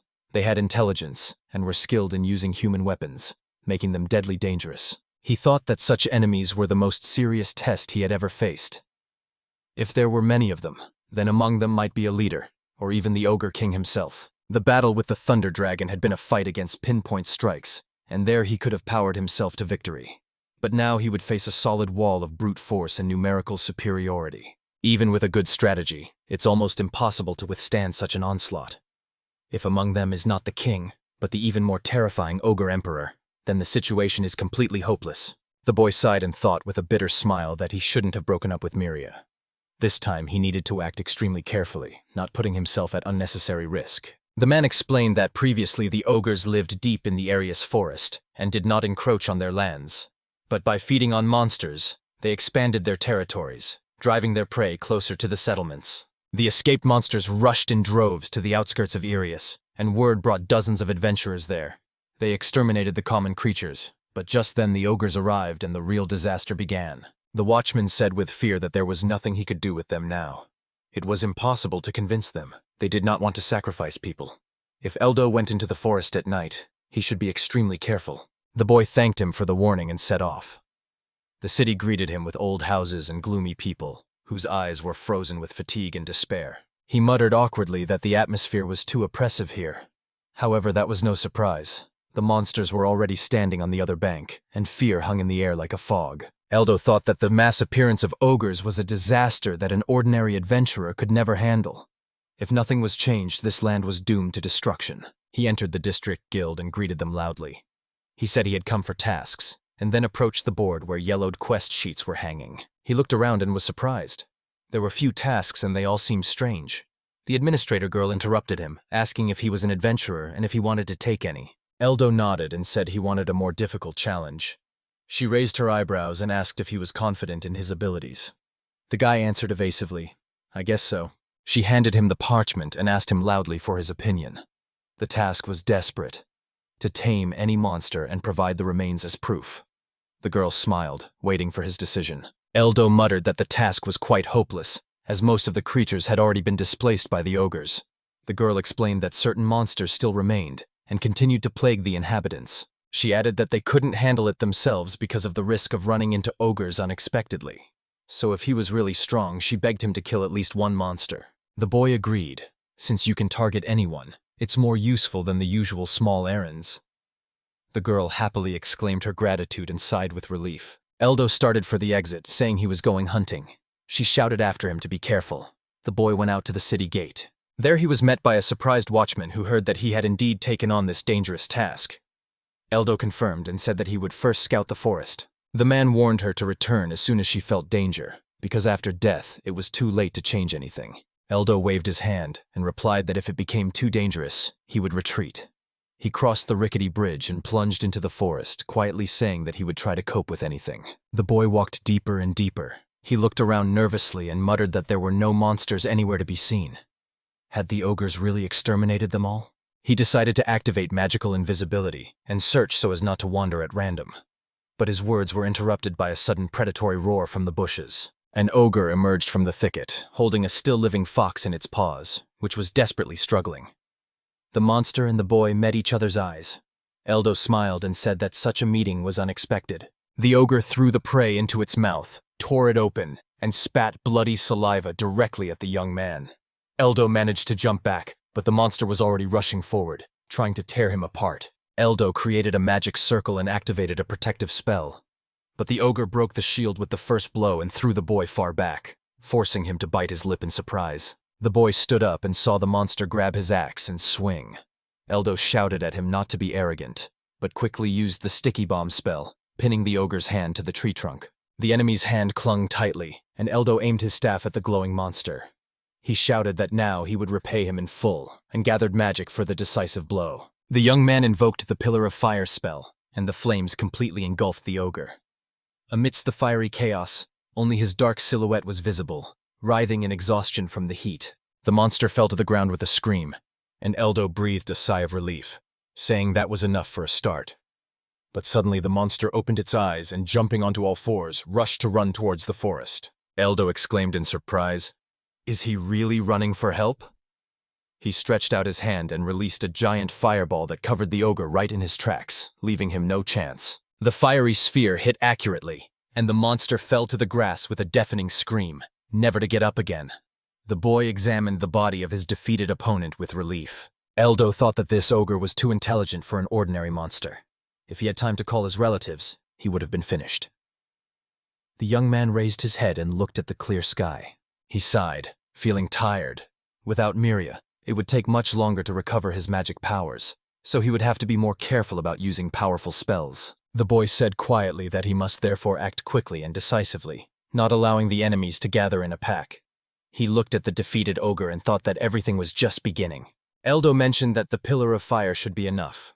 Or maybe ogres have a higher status in this world than in the VVO? Is there some other secret behind this? Suddenly, a growl came from the thicket, and 3 exhausted wolves jumped out of the bushes. They didn't even look at the boy, but kept running headlong, as if they were running away from something more terrible. Eldo watched them warily. It seemed to him that they were fleeing from a creature they themselves considered a mortal threat. His thoughts were interrupted by the whistle of an axe hitting a tree trunk near his head. Eldo screamed in fright and looked sharply in the direction from which the weapon had come. 5 giant ogres stood before him, each with his own weapon. The boy smiled wearily and thought that he had encountered them at the worst possible moment. Meanwhile, in the distant guild, the secretary, left behind after Eldo's departure, was bored and yawning, muttering that the work here was simply unbearably monotonous. A tall girl with glasses entered the room and sternly asked what it all meant. She was the head of the local guild branch and did not tolerate such frivolity. She adjusted her glasses and abruptly declared that with that attitude towards her duties, she was ready to accept her resignation at least now, so as not to disgrace the guild. Then the girl asked if the secretary knew anything about Eldo, because he was the adventurer she gave tasks to when she was on duty. She added that because of her mistakes, he got quests that didn't match his level, and if the guild's rating dropped due to such irresponsibility, there would be problems. Teresa swallowed anxiously and fell silent. She thought it best to remain silent. Her gaze wandered over the stern face of her boss, not daring to protest. In fact, Teresa possessed a unique ability, the eye of the future. It allowed her to sense the potential of adventurers and see the possibility of increasing their status, albeit in general terms. She knew that even if she confessed her strength, no one would believe her. At that moment, an instructor entered the guild and saw her being scolded. He sighed and said that he understood her relaxation to a certain extent. After meeting Eldo, all the other adventurers seemed like just children to him. The headmistress exclaimed indignantly that the instructor had sided with Teresa. But another young man entered the hall, greeted her loudly, and brazenly declared that he would become a great man. He was boldly demanding a task higher than C rank. Teresa glanced at him and felt that he had no outstanding parameters, just a simple arrogance without strength. She thought his potential was mediocre and couldn't even be compared to Eldo. The instructor also looked at the self-confident young man with suspicion. Then the instructor challenged him to a duel, calling it a registration exam. The guy cheekily asked if he was sure, because he was a warrior and had no intention of showing any mercy. The instructor just smiled and replied that profession was not a measure of strength. The guy roared so that he wouldn't regret it later, because he would perform to the fullest. They went out into the arena to fight. 5 minutes passed, and only the instructor returned from there, without a scratch. But the daredevil was completely beaten, bruised and with huge lumps. The instructor simply told him to come back when he was ready, and escorted the young man to the exit. When the door closed, he smiled, adding that after meeting Eldo, it had become painfully boring here. Teresa looked at him in surprise. The instructor repeated that this was the strongest rookie he had ever seen. He might never be lucky enough to meet someone like him again. She looked at her boss and mentor, then confidently stated that she had made up her mind. After the shift ended, she would write a resignation letter from the guild. The leader exclaimed in surprise, and the instructor asked if she was leaving because of Eldo.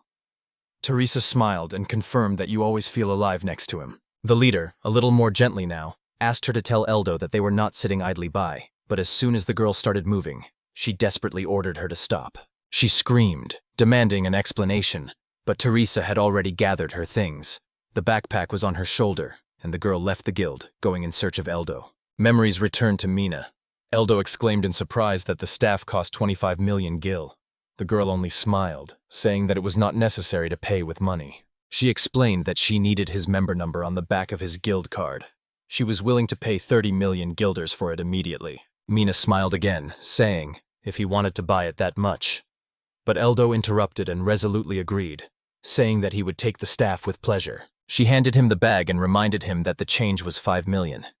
The guy asked, embarrassed, if she even gave change. Such foresight befits the head of a trading house. Leaving the estate, Eldo went about his business. Mina watched him through the window, smiling slightly. A maid entered the room, asking if the lady was sure of her action. The maid anxiously reminded her that the lady had lied. Even for an A-rank adventurer, such a room only costs 15 million. She added that Mina had paid exactly twice as much on purpose. The hostess nodded and calmly replied that that was exactly what she wanted. She said she was even thinking of giving him an additional reward for the completed task. She had only a moment to think, perhaps allocate 1 billion to start with. The assistant asked in fear, 1 billion? That's too much. But Mina replied that it wasn't even enough, because the benefit from it was 10 times greater than the investment. She smiled broadly and said it was worth the risk. The maid looked at her in astonishment, but she knew that if Mrs. Mina decided to take a risk, she was never wrong. The girl bowed and went to carry out the order. Mina thanked her and sat down again by the window, taking the bottle of elixir in her hands. She mentally noted that the potion was ready. The greenish spiritual elixir was a reminder that Eldo had defeated the dragon. She whispered that he would definitely become the strongest adventurer in the world. Then she corrected herself. No, he already is. Mina looked up at the sky and smiled broadly, anticipating a quick meeting with Eldo. Meanwhile, the ogres were approaching the boy, growling and baring their sharp fangs. Eldo tensed. They were moving faster than he had expected. He knew that if he delayed, it would be the end of him. The only way out was to act immediately. Ahead was a narrow passage between the mountains. The boy rushed there, leading the monsters into the trap. He shouted loudly, ordering them not to come any closer, although he understood that no one would help him. The ogres only smiled even wider, imagining a quick victory over the man. With a loud roar, they rushed after him, running into a narrow mountain pass. Eldo blocked the exit and entrance with a wall of flame, trapping the monsters. In a rage, he decided to destroy them all at once with one blow. He summoned a pillar of fire, amplified 5 times. The ogres howled in pain, trying to break through the burning walls, but Eldo only shouted at them to surrender. Then he threw a fireball, and most of the monsters fell. The young man had already decided that it was all over, but suddenly another ogre jumped out of the smoke. Eldo froze in amazement. The monster swung, but the boy plunged his sword sharply into its body. The ogre froze and fell, and Eldo looked around anxiously, checking to see if anyone else was left. He exhaled heavily and admitted that it had been a long time since he had picked up a sword. And yet, the last opponent turned out to be stronger than the rest, which only confirmed his fears. Eldo remembered that in the VVO there was also a difference in the strength of the monsters' bodies, but not as much.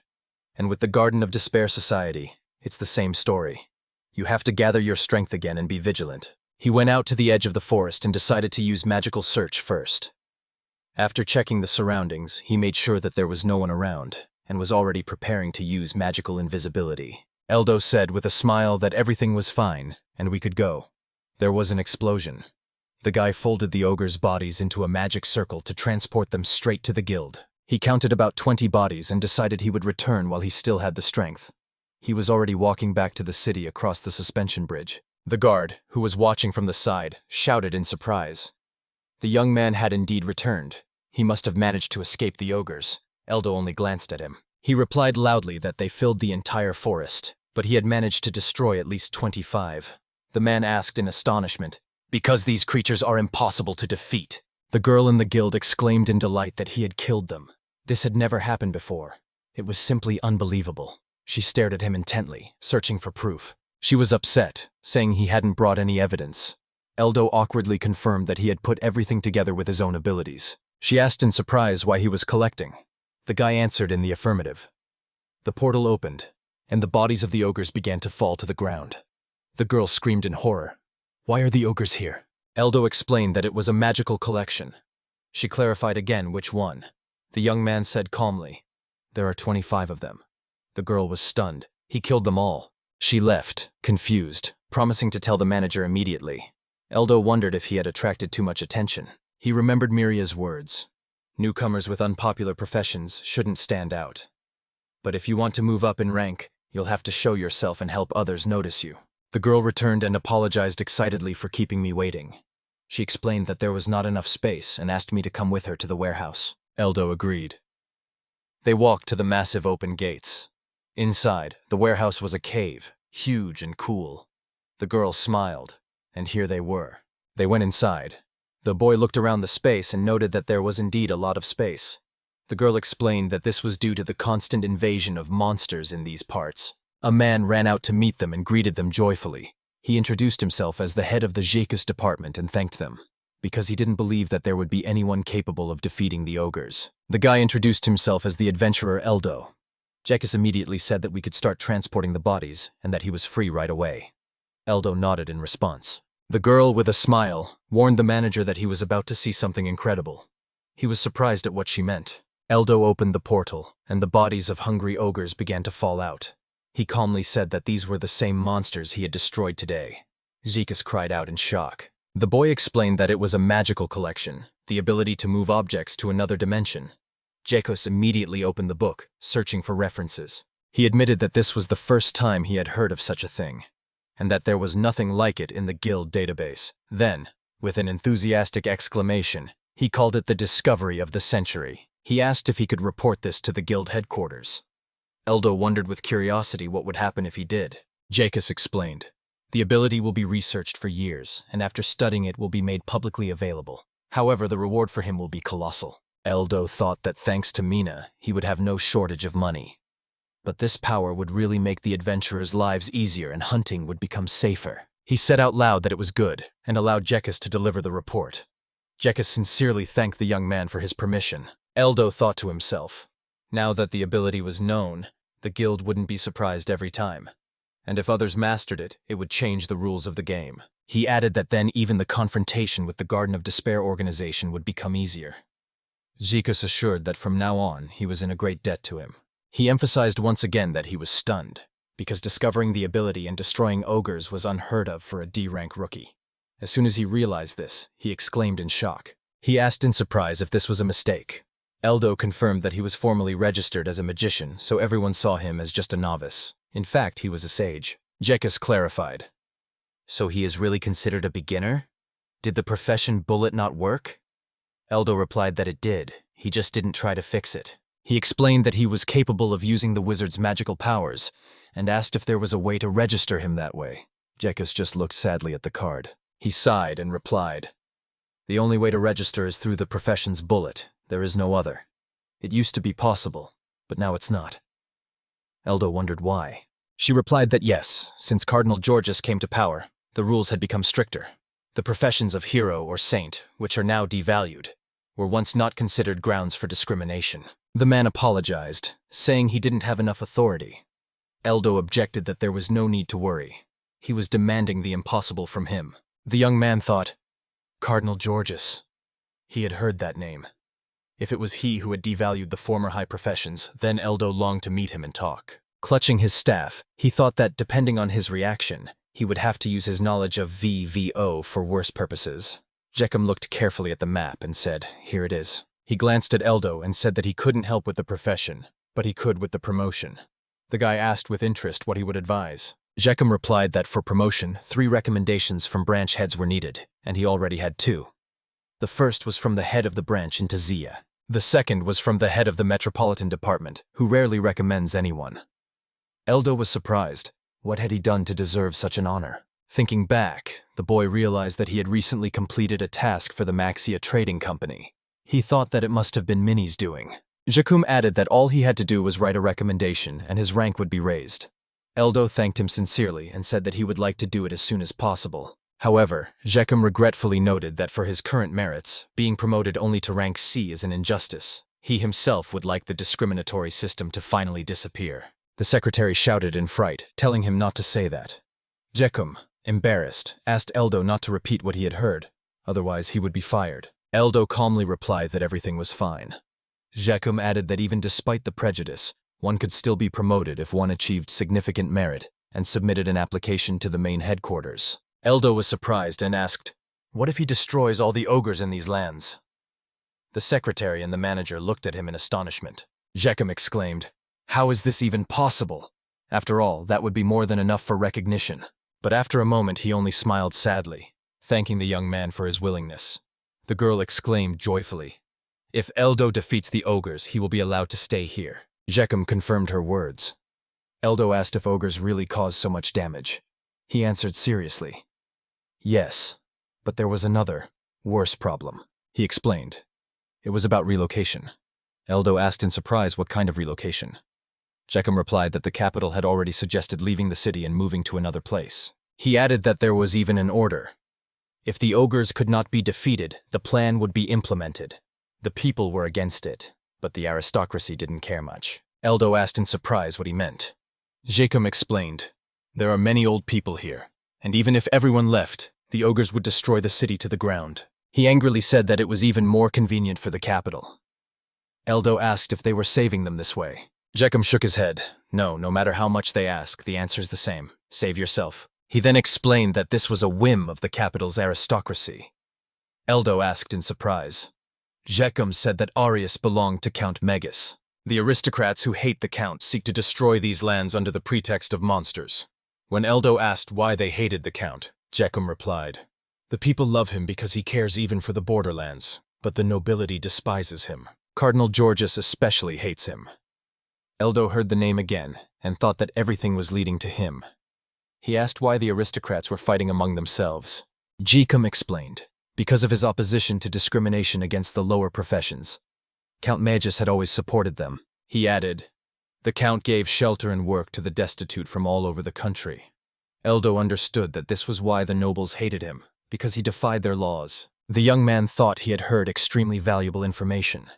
If it was true, the Count could be a good ally for him. He told Jeckum that he understood, and he assured them that he would do everything he could to avoid having to leave the city. Jeckum gratefully replied that they were in great debt to him and would prepare housing for him. Eldo thanked him. Night fell, and he lay in bed with a heavy sigh. He realized that this task had turned out to be much more serious than he had thought. He decided to get a good night's sleep to restore all his magical power for tomorrow. His battle with the ogres came back to life in his memory. The boy thought that many senseless situations had happened today. He would be more careful tomorrow, because life is one. The moon shone brightly above him, flooding the night sky with light. The man with the long hair watched as the carriage pulled into his estate. The servant addressed him, calling him Count Magus, and informed him that they had returned. He bowed low, apologizing for the late report, and said that material aid had been delivered to a remote southeastern village. Magus replied calmly, thanking him for his work. The man continued that he had heard of a novice with a lowly profession who had accomplished the unthinkable, defeating a C-rank dragon. The Count said with genuine admiration that this was wonderful news.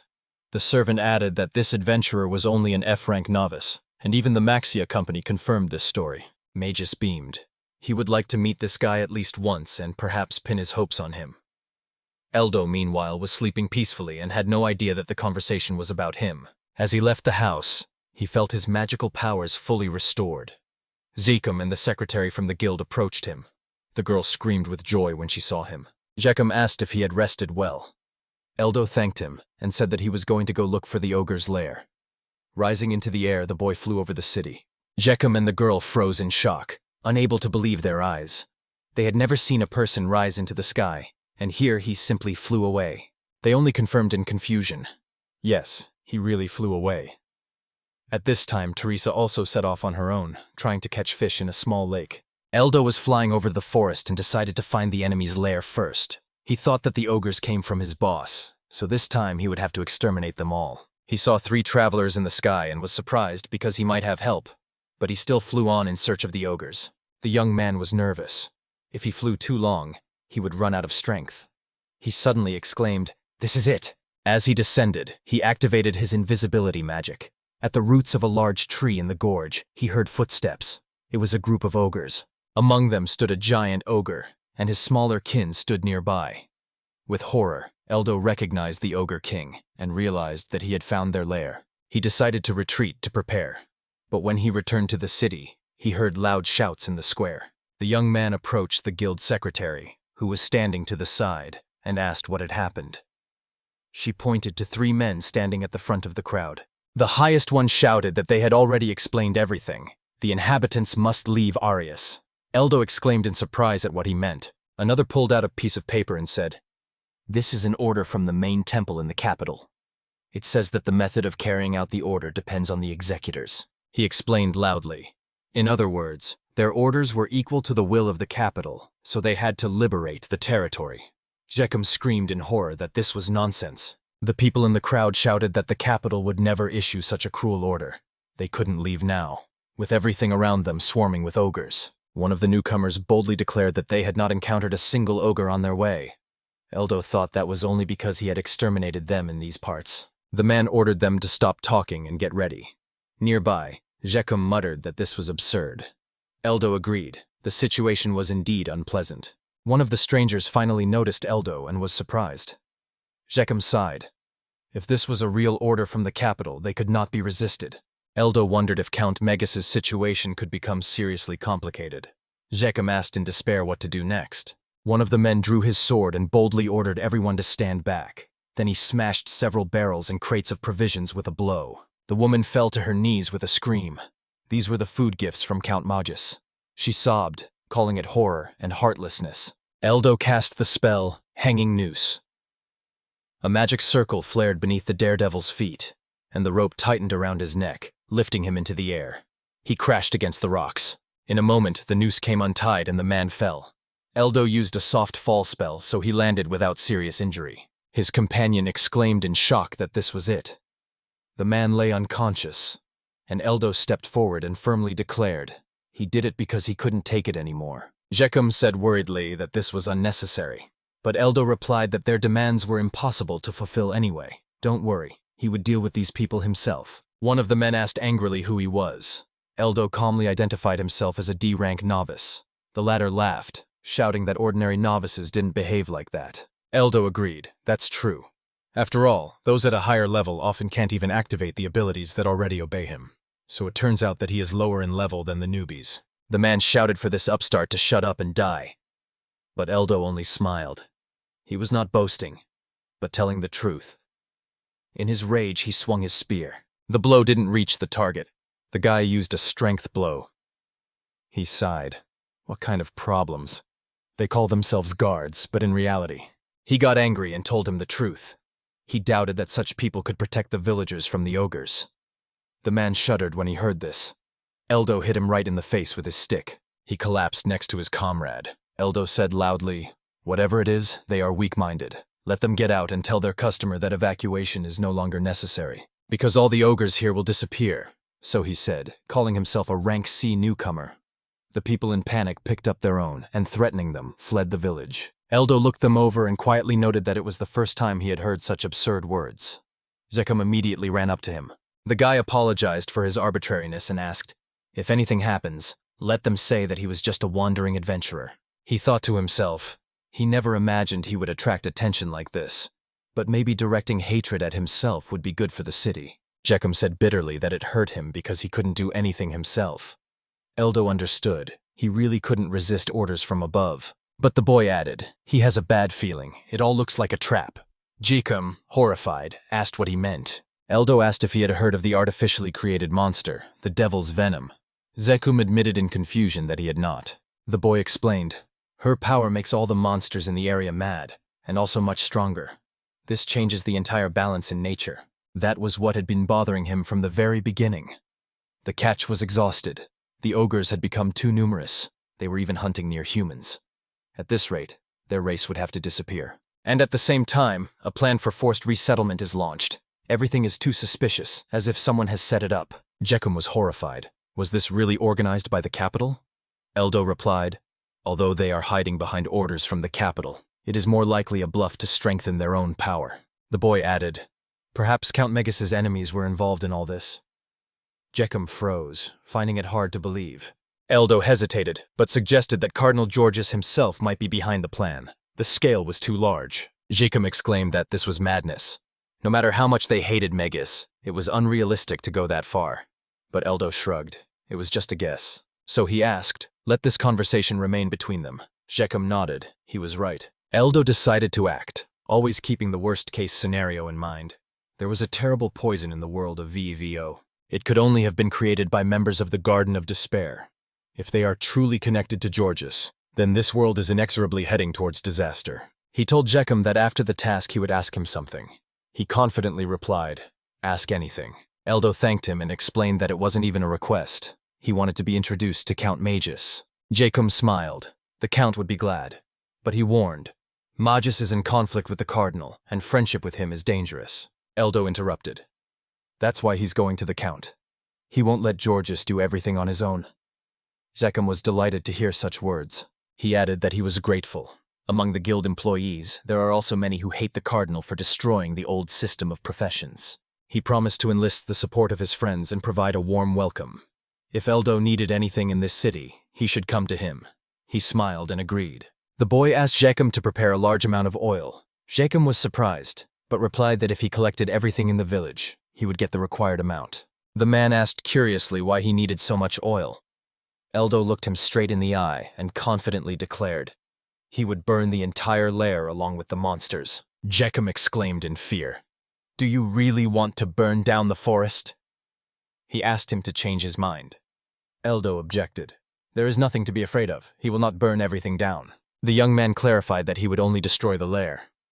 Zekum nodded in relief and quickly went to prepare the oil, asking him to wait. Eldo thanked him for his help with the preparations. Soon the man rolled up a cart with barrels, and with him came the guild secretary. Zekum apologized for the wait and explained, "This is the best oil. Even a drop will raise the fire to the heavens."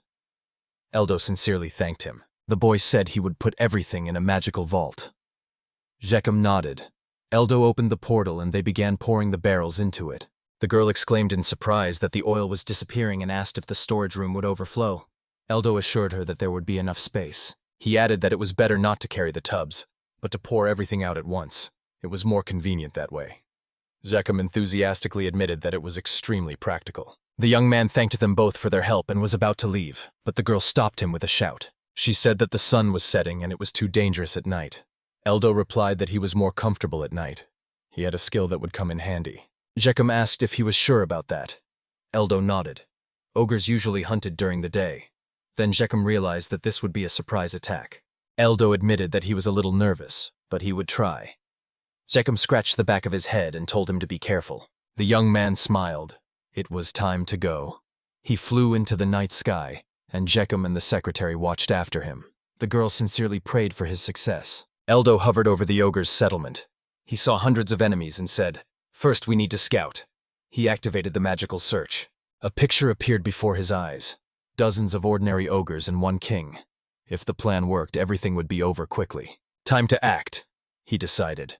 He opened the vault and poured oil around the giant tree that was the heart of the lair. All that's left to do is set it on fire, the boy shouted. He kicked the torch out of the ogre's paw and into the tree, sending it flying away in an instant. The flames flared up wildly. Eldo exclaimed loudly that it was burning beautifully and left a passage for escape. The ogre hordes rushed from the lair. Great, he thought. Minimum mana cost. He used a sticky bomb, immobilizing the first enemies. He raised his staff and shouted, "Field of attack! Ice field! Ice enchantment!" A giant meteor of stone and ice appeared overhead. The giant boulder fell, crushing the hordes. As the Ogre King emerged from the fire, Eldo clutched his staff. It was time for the boss battle. The king tore off half a tree and threw it at the boy. The boy barely dodged, struck by the monster's strength. Eldo thought that he was acting differently than in the VVO. Here, he was using both strength and the environment. When the stones flew at him, the boy raised a protective circle. He deflected the debris, but the next blow showered him with stones again. Eldo was furious. The situation was becoming dangerous. He fired a fireball straight at the ogre's face, but the ogre just ran his fingers over his cheeks as if he had felt a mosquito bite. The boy gritted his teeth. The demonic worm's poison made him even more resilient. But there was a way out. The monster swung again. A pile of rocks flew towards Eldo. The boy activated Windrush, instantly found himself next to the enemy, and kicked him in the jaw. Opening its mouth, the ogre received the explosion spell. Its head flew into pieces and its body fell onto a burning tree. Eldo exhaled. He wouldn't have survived without the enemy's slowness. The Windrush is perfect for maneuvering and a surprise strike, and the direction of movement is easy to predict. A magic circle appeared above the boy's head. Eldo exclaimed in horror that this couldn't be happening. After defeating the boss, another one appeared. He looked at the monster and turned pale. It was the Ogre Emperor. The monster jumped onto the stone, leaving deep marks, and immediately crushed the block with his bare hands. Eldo thought intently that the danger was obvious. He sat on a branch of a tall tree and clutched his staff. The king of the ogres, and now the emperor as well. The guy thought that this didn't seem like the rules of the VVO. Could this be someone's trickery? If they were capable of summoning bosses, then they couldn't leave it at that. He realized, first we must destroy this one. The emperor used a search spell and immediately found Eldo in the grove. The boy was stunned to think that the monster knew search magic.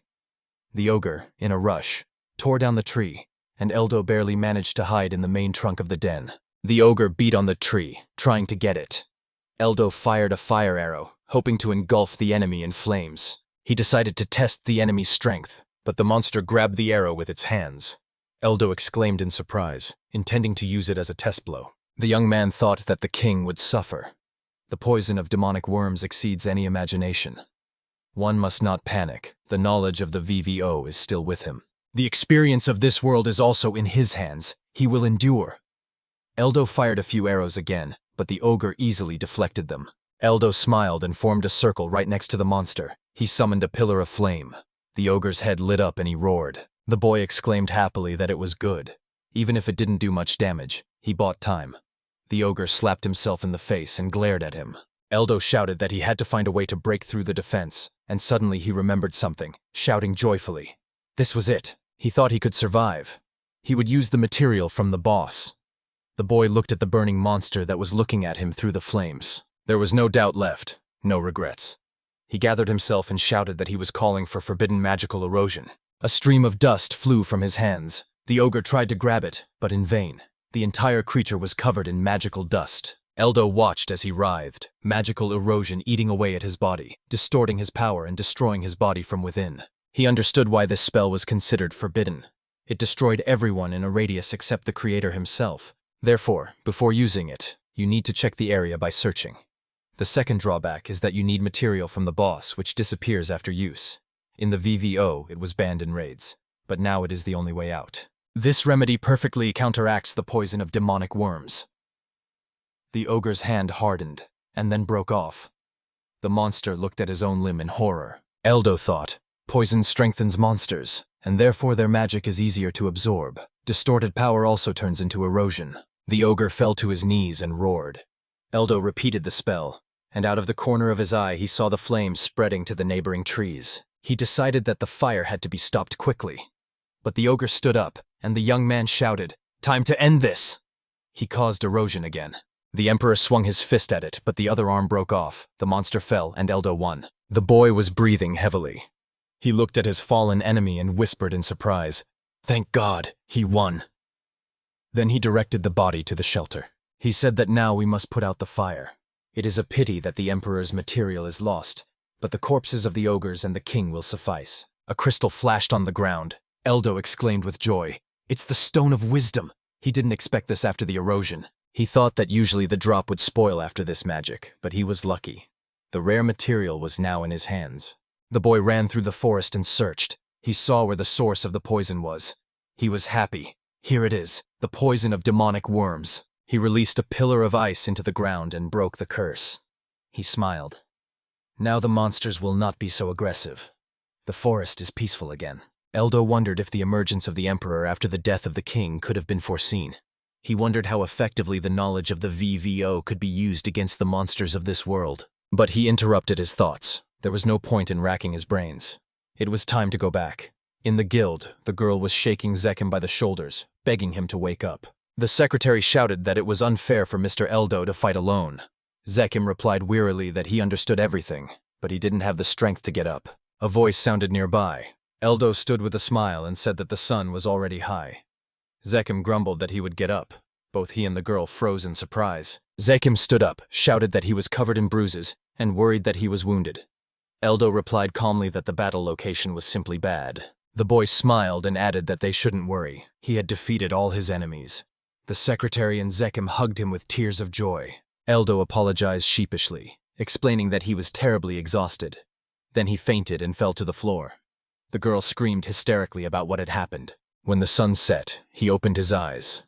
He sat up, looked around, and asked where he was. He was told it was the Elias Tavern. He was exhausted to the point of exhaustion. The secretary ran into the room, beaming with joy. She exclaimed that he had woken up after being unconscious for 2 days. She would run and tell the boss. The girl added that the food was ready. At that moment, his stomach rumbled loudly. Smiling, he got dressed and went downstairs. On the stairs, the girl joyfully called out to Zekim that Eldo was with them. He shouted back that the young man seemed to be feeling better now. Zekim said he was grateful for the victory over the ogres, but there was a man who longed to see him. He looked up at the steps, and suddenly a man came down. He called Eldo a newcomer. The guy asked warily who he was. The guest smiled and came closer. He reached out and introduced himself as Count Mangas, a humble ruler of the borderlands. His name and reputation echoed far and wide. Eldo replied, embarrassed, that the Count had come a long way. The Count explained that he had received a letter from the local guild and had come to help. Smiling, he added that he had been waiting for such a young man for a long time. The chief told him all about the brave newcomer. He invited Eldo to join him. Mangas reached out his hand again and said that now more than ever he needed his help. Together they would end the era of Georges and make people's lives better. Eldo smiled broadly and shook the Count's hand, saying he agreed. He was also annoyed by Georges. The Count thanked him for his willingness to help. He said it would be better to continue talking over dinner. Mangas nodded to the secretary and ordered a proper feast to be laid out for the guest. Adding that it would be a shame if everything got cold, he invited the young man to the table. Eldo happily agreed, sat down, and looked in amazement at the abundance of food. He exclaimed, "Wow," with delight, and the girl smiled and said that they were pleased. Let him eat to his heart's content. Zekim added that it would be better to discuss the details in private. He and the secretary left the room. The Count thanked him for his understanding and sat down opposite Eldo. First of all, he thanked the young man. The orcs had become a serious problem, and he was already gathering a detachment to destroy them. But everything was decided by Eldo. The Count placed a small chest in front of him and said that although he had not asked for anything, he must accept it as a reward. Eldo opened it and exclaimed in surprise. It was the Philosopher's Stone. He asked if the Count was really willing to give up such a treasure. Mangas added that he had heard about the boy's interest in these stones. This was also a thank you for getting rid of Georges' people. Now it's time to talk about the main thing. He said that Georges hated him fiercely, and not just because of the sheltering of his subordinates. There was something more serious going on. Eldo interrupted him, saying that he suspected a connection with the Lodge of Despair. The young man explained that this was only a guess, but he had reason to think so. The Count looked at him in surprise, admitting that he already knew a lot. Mangas said that his men had seen Georges' henchmen meet with the Lodge of Despair. He later got rid of the witnesses so that they wouldn't bring evidence. The Count added that the conspiracy is ongoing, with both sides reinforcing each other. If immediate action is not taken, the situation will spiral out of control. Eldo firmly replied to the Count that there was no need to rush. In response to the surprised question, he explained that this time the enemies had created a special poison to gather monsters around them. He added that it was because of her that the monsters went mad.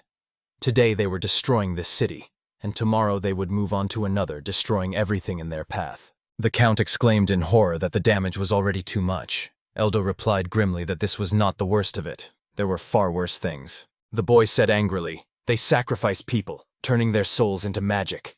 There is also a spell that can bring about disaster." Megas listened in astonishment. Eldo continued, "Georgis's followers are growing.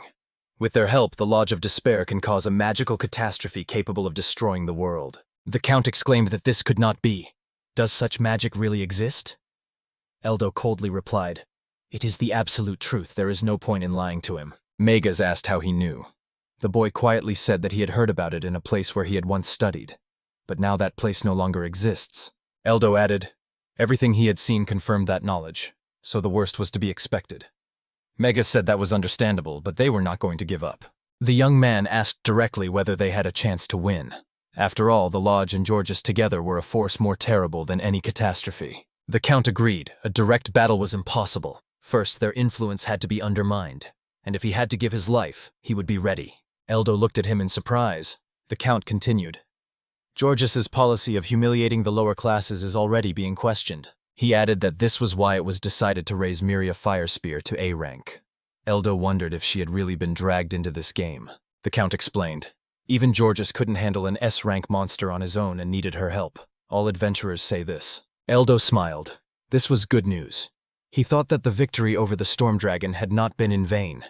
The Count agreed, but added that Georgis was unlikely to reconsider his policy. Megas said that the success of Firespear and Eldo himself would be a starting point.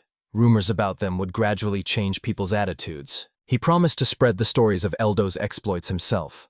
Eldo cautiously asked if it wasn't too risky. After all, it was effectively a declaration of war on Georgis. Eldo added that now they wouldn't be able to hide behind monsters. They would come out of the shadows and kill him. Megas calmly replied, "So be it." He said that his own death would only prove Georgis's malice once again, and if it unites people, then such a sacrifice will be justified. The Count exclaimed that there had never been such an opportunity before. Now was the time to change everything. Eldo admitted that the plan was good, but it had its weaknesses. He explained, "There is too much luck involved. The probability of success is only about 30%. Eldo asked if it was worth risking the world for such a chance. Megas agreed that it was too little, but there was no other choice. The enemy was much stronger. The guy confidently replied, "It's better to hit Georgis' weak points directly. Then we can get rid of him with fewer losses." The Count asked why if they hadn't done it yet, if the weaknesses were known. Eldo replied, confused, that he didn't know their weaknesses. Megas nodded. He thought so. Eldo added that that was why he wanted to ask a few questions as an aristocrat. The Count replied that he could ask anything. Eldo asked why Georgis had such power, since the king should have the highest authority. He added, "The cardinal is second in the church, but not in the state. Why then is his word more important than the king's?" The Count explained. 5 years ago, the king and a nobleman fell ill with a strange illness. Georgis brought them a panacea and saved their lives. Eldo asked what kind of panacea it was. Megas replied that it cured any disease. Eldo guessed. The VVO had such an elixir, extremely rare. The Count confirmed that the materials for it were almost impossible to obtain. But Georgis brought it, and for this he gained the title and favor of the king.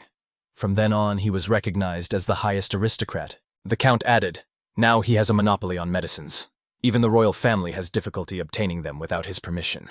Therefore, anyone who doubts looks only envious." Eldo thoughtfully replied that he understood.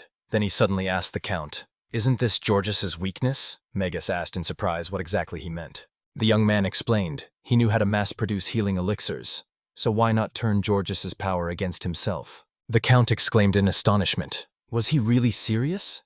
Would he really be able to obtain the rare Bradrin herb and launch mass production of the medicine? Eldo confidently answered, "Most likely yes." Megas shook his head. He found it hard to believe, but if he says it, then it's worth trusting. He's already shown too many miracles. The Count said he understood everything. For now, he would refrain from action, but asked again if Eldo could create a panacea. He confidently answered, yes, without a doubt. In the royal palace, the monarch was sitting on the throne when a servant announced, "George requests an audience." The king allowed him to enter. A tall man entered the hall. Georges bowed and reminded them that they had not seen each other for a long time. The king ordered him to stand up and asked him directly, why had he come? He replied that he wanted to get armor for his soldiers. The king was surprised. Was he planning a war? Georges slyly replied that he wasn't yet, only to prevent undesirable events. The monarch objected that he could not place his troops and weapons under the control of a nobleman.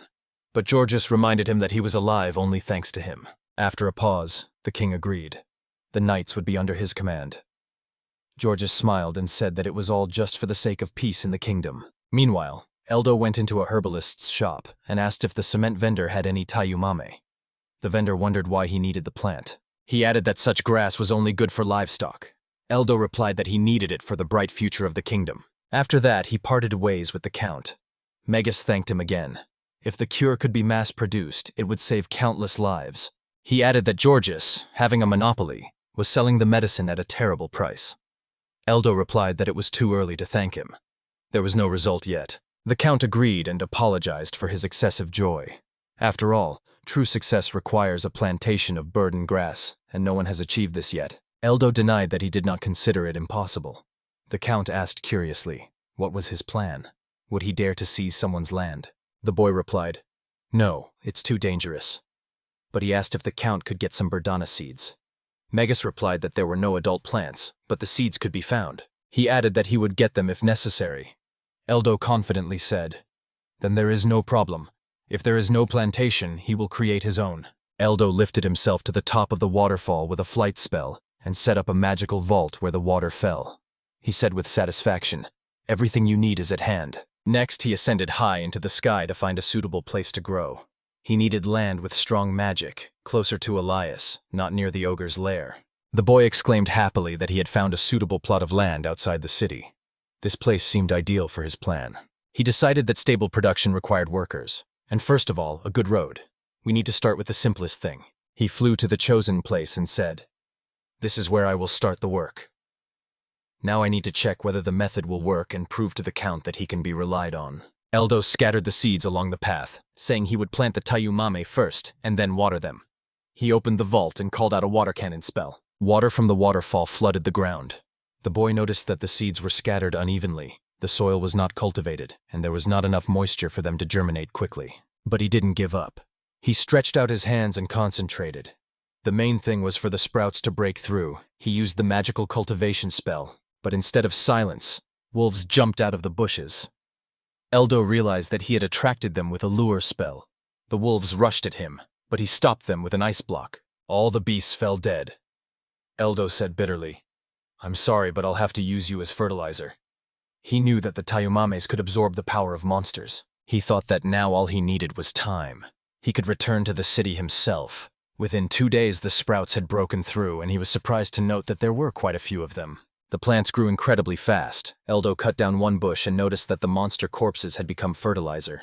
The tayumame were indeed absorbing the power of the beasts. Eldo wondered if when the tayumam consumed the monsters, they absorbed their magical power as well.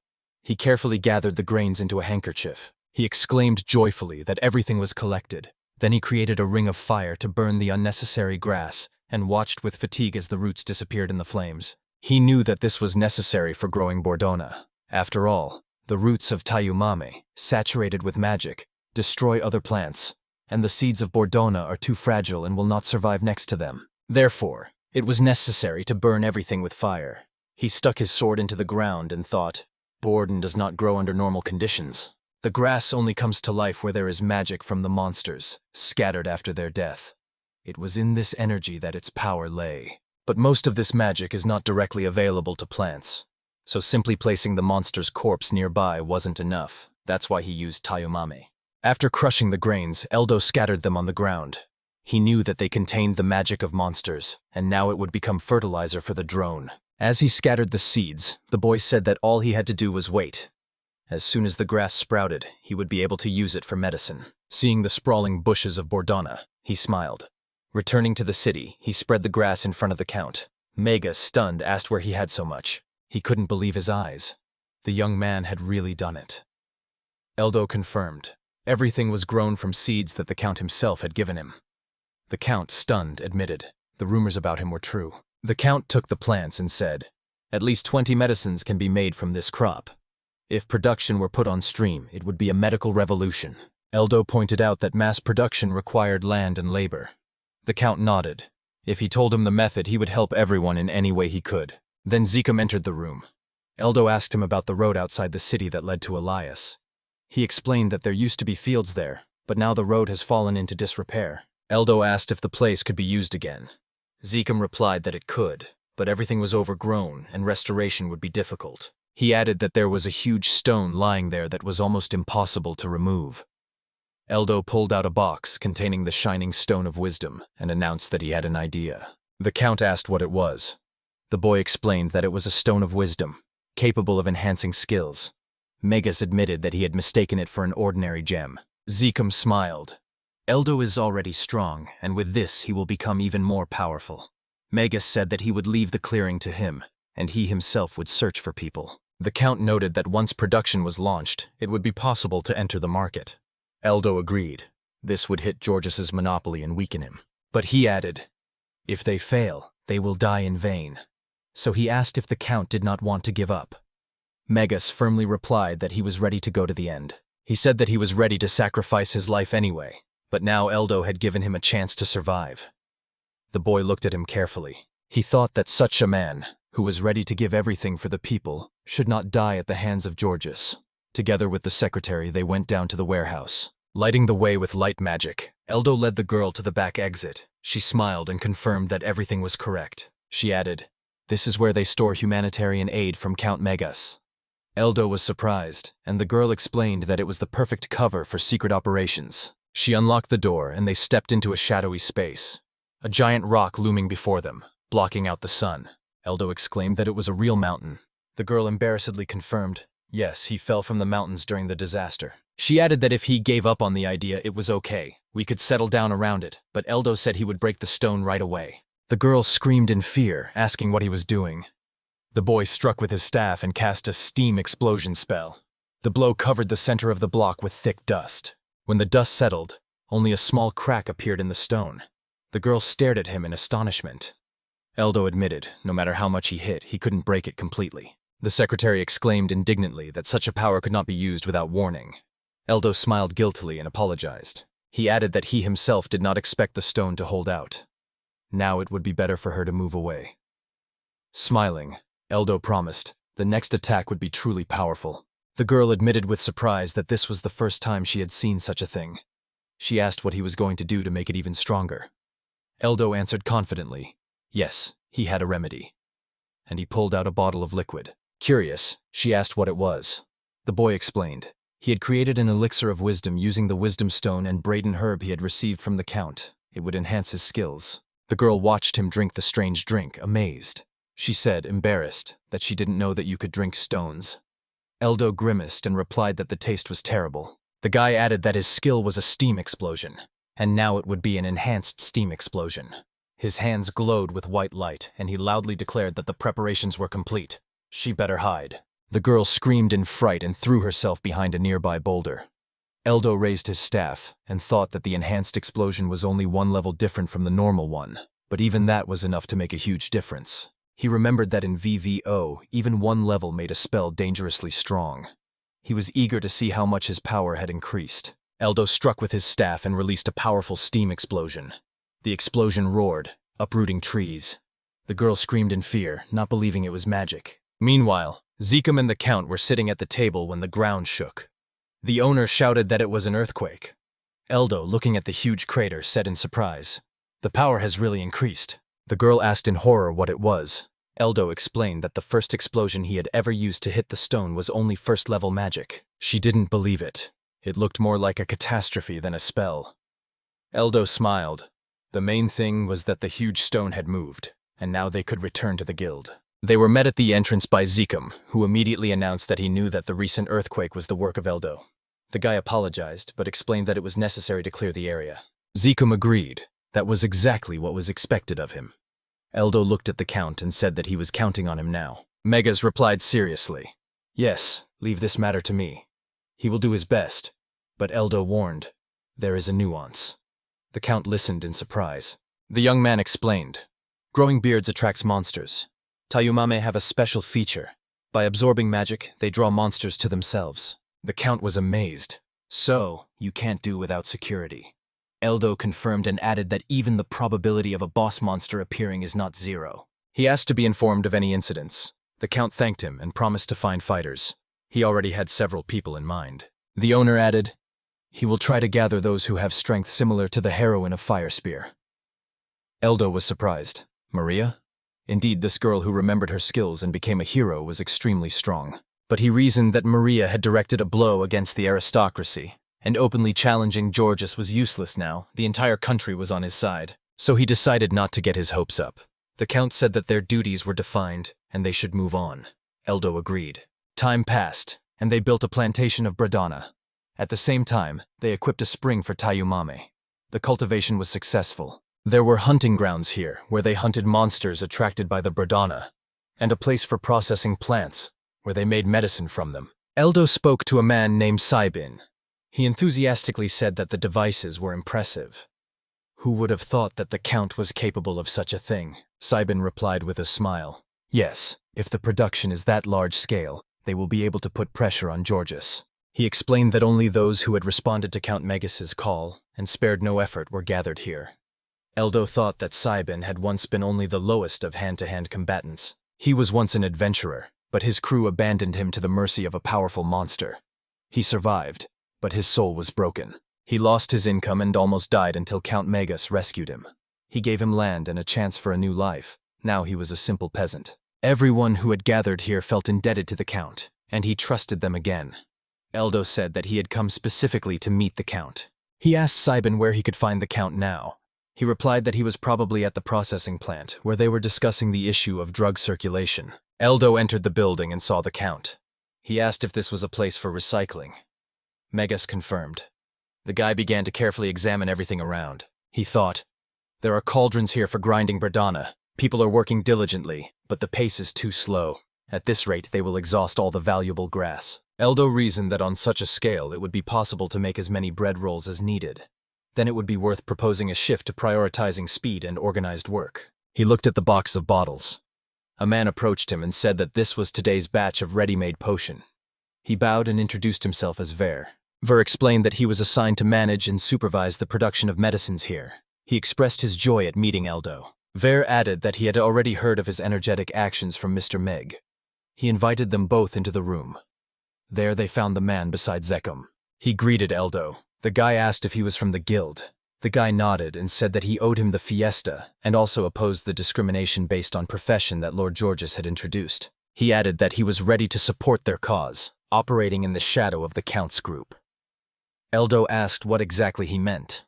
Ver replied that he would tell them everything about the medicine. He explained that with the current production, the drugs will be available in every store and every settlement. Most importantly, they will be stored in the warehouses of the trading company Maxia. He continued that thanks to this, they can be sold at any time.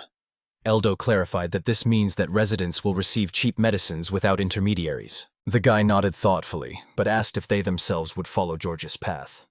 Ver replied that, given his greed, he would definitely demand an unfair price increase. The Count said that yesterday he had received advice from a supporter among the aristocrats not to make a deal with Georges, but immediately after the refusal, his wife became seriously ill. He added that then Georges's men came again with new conditions.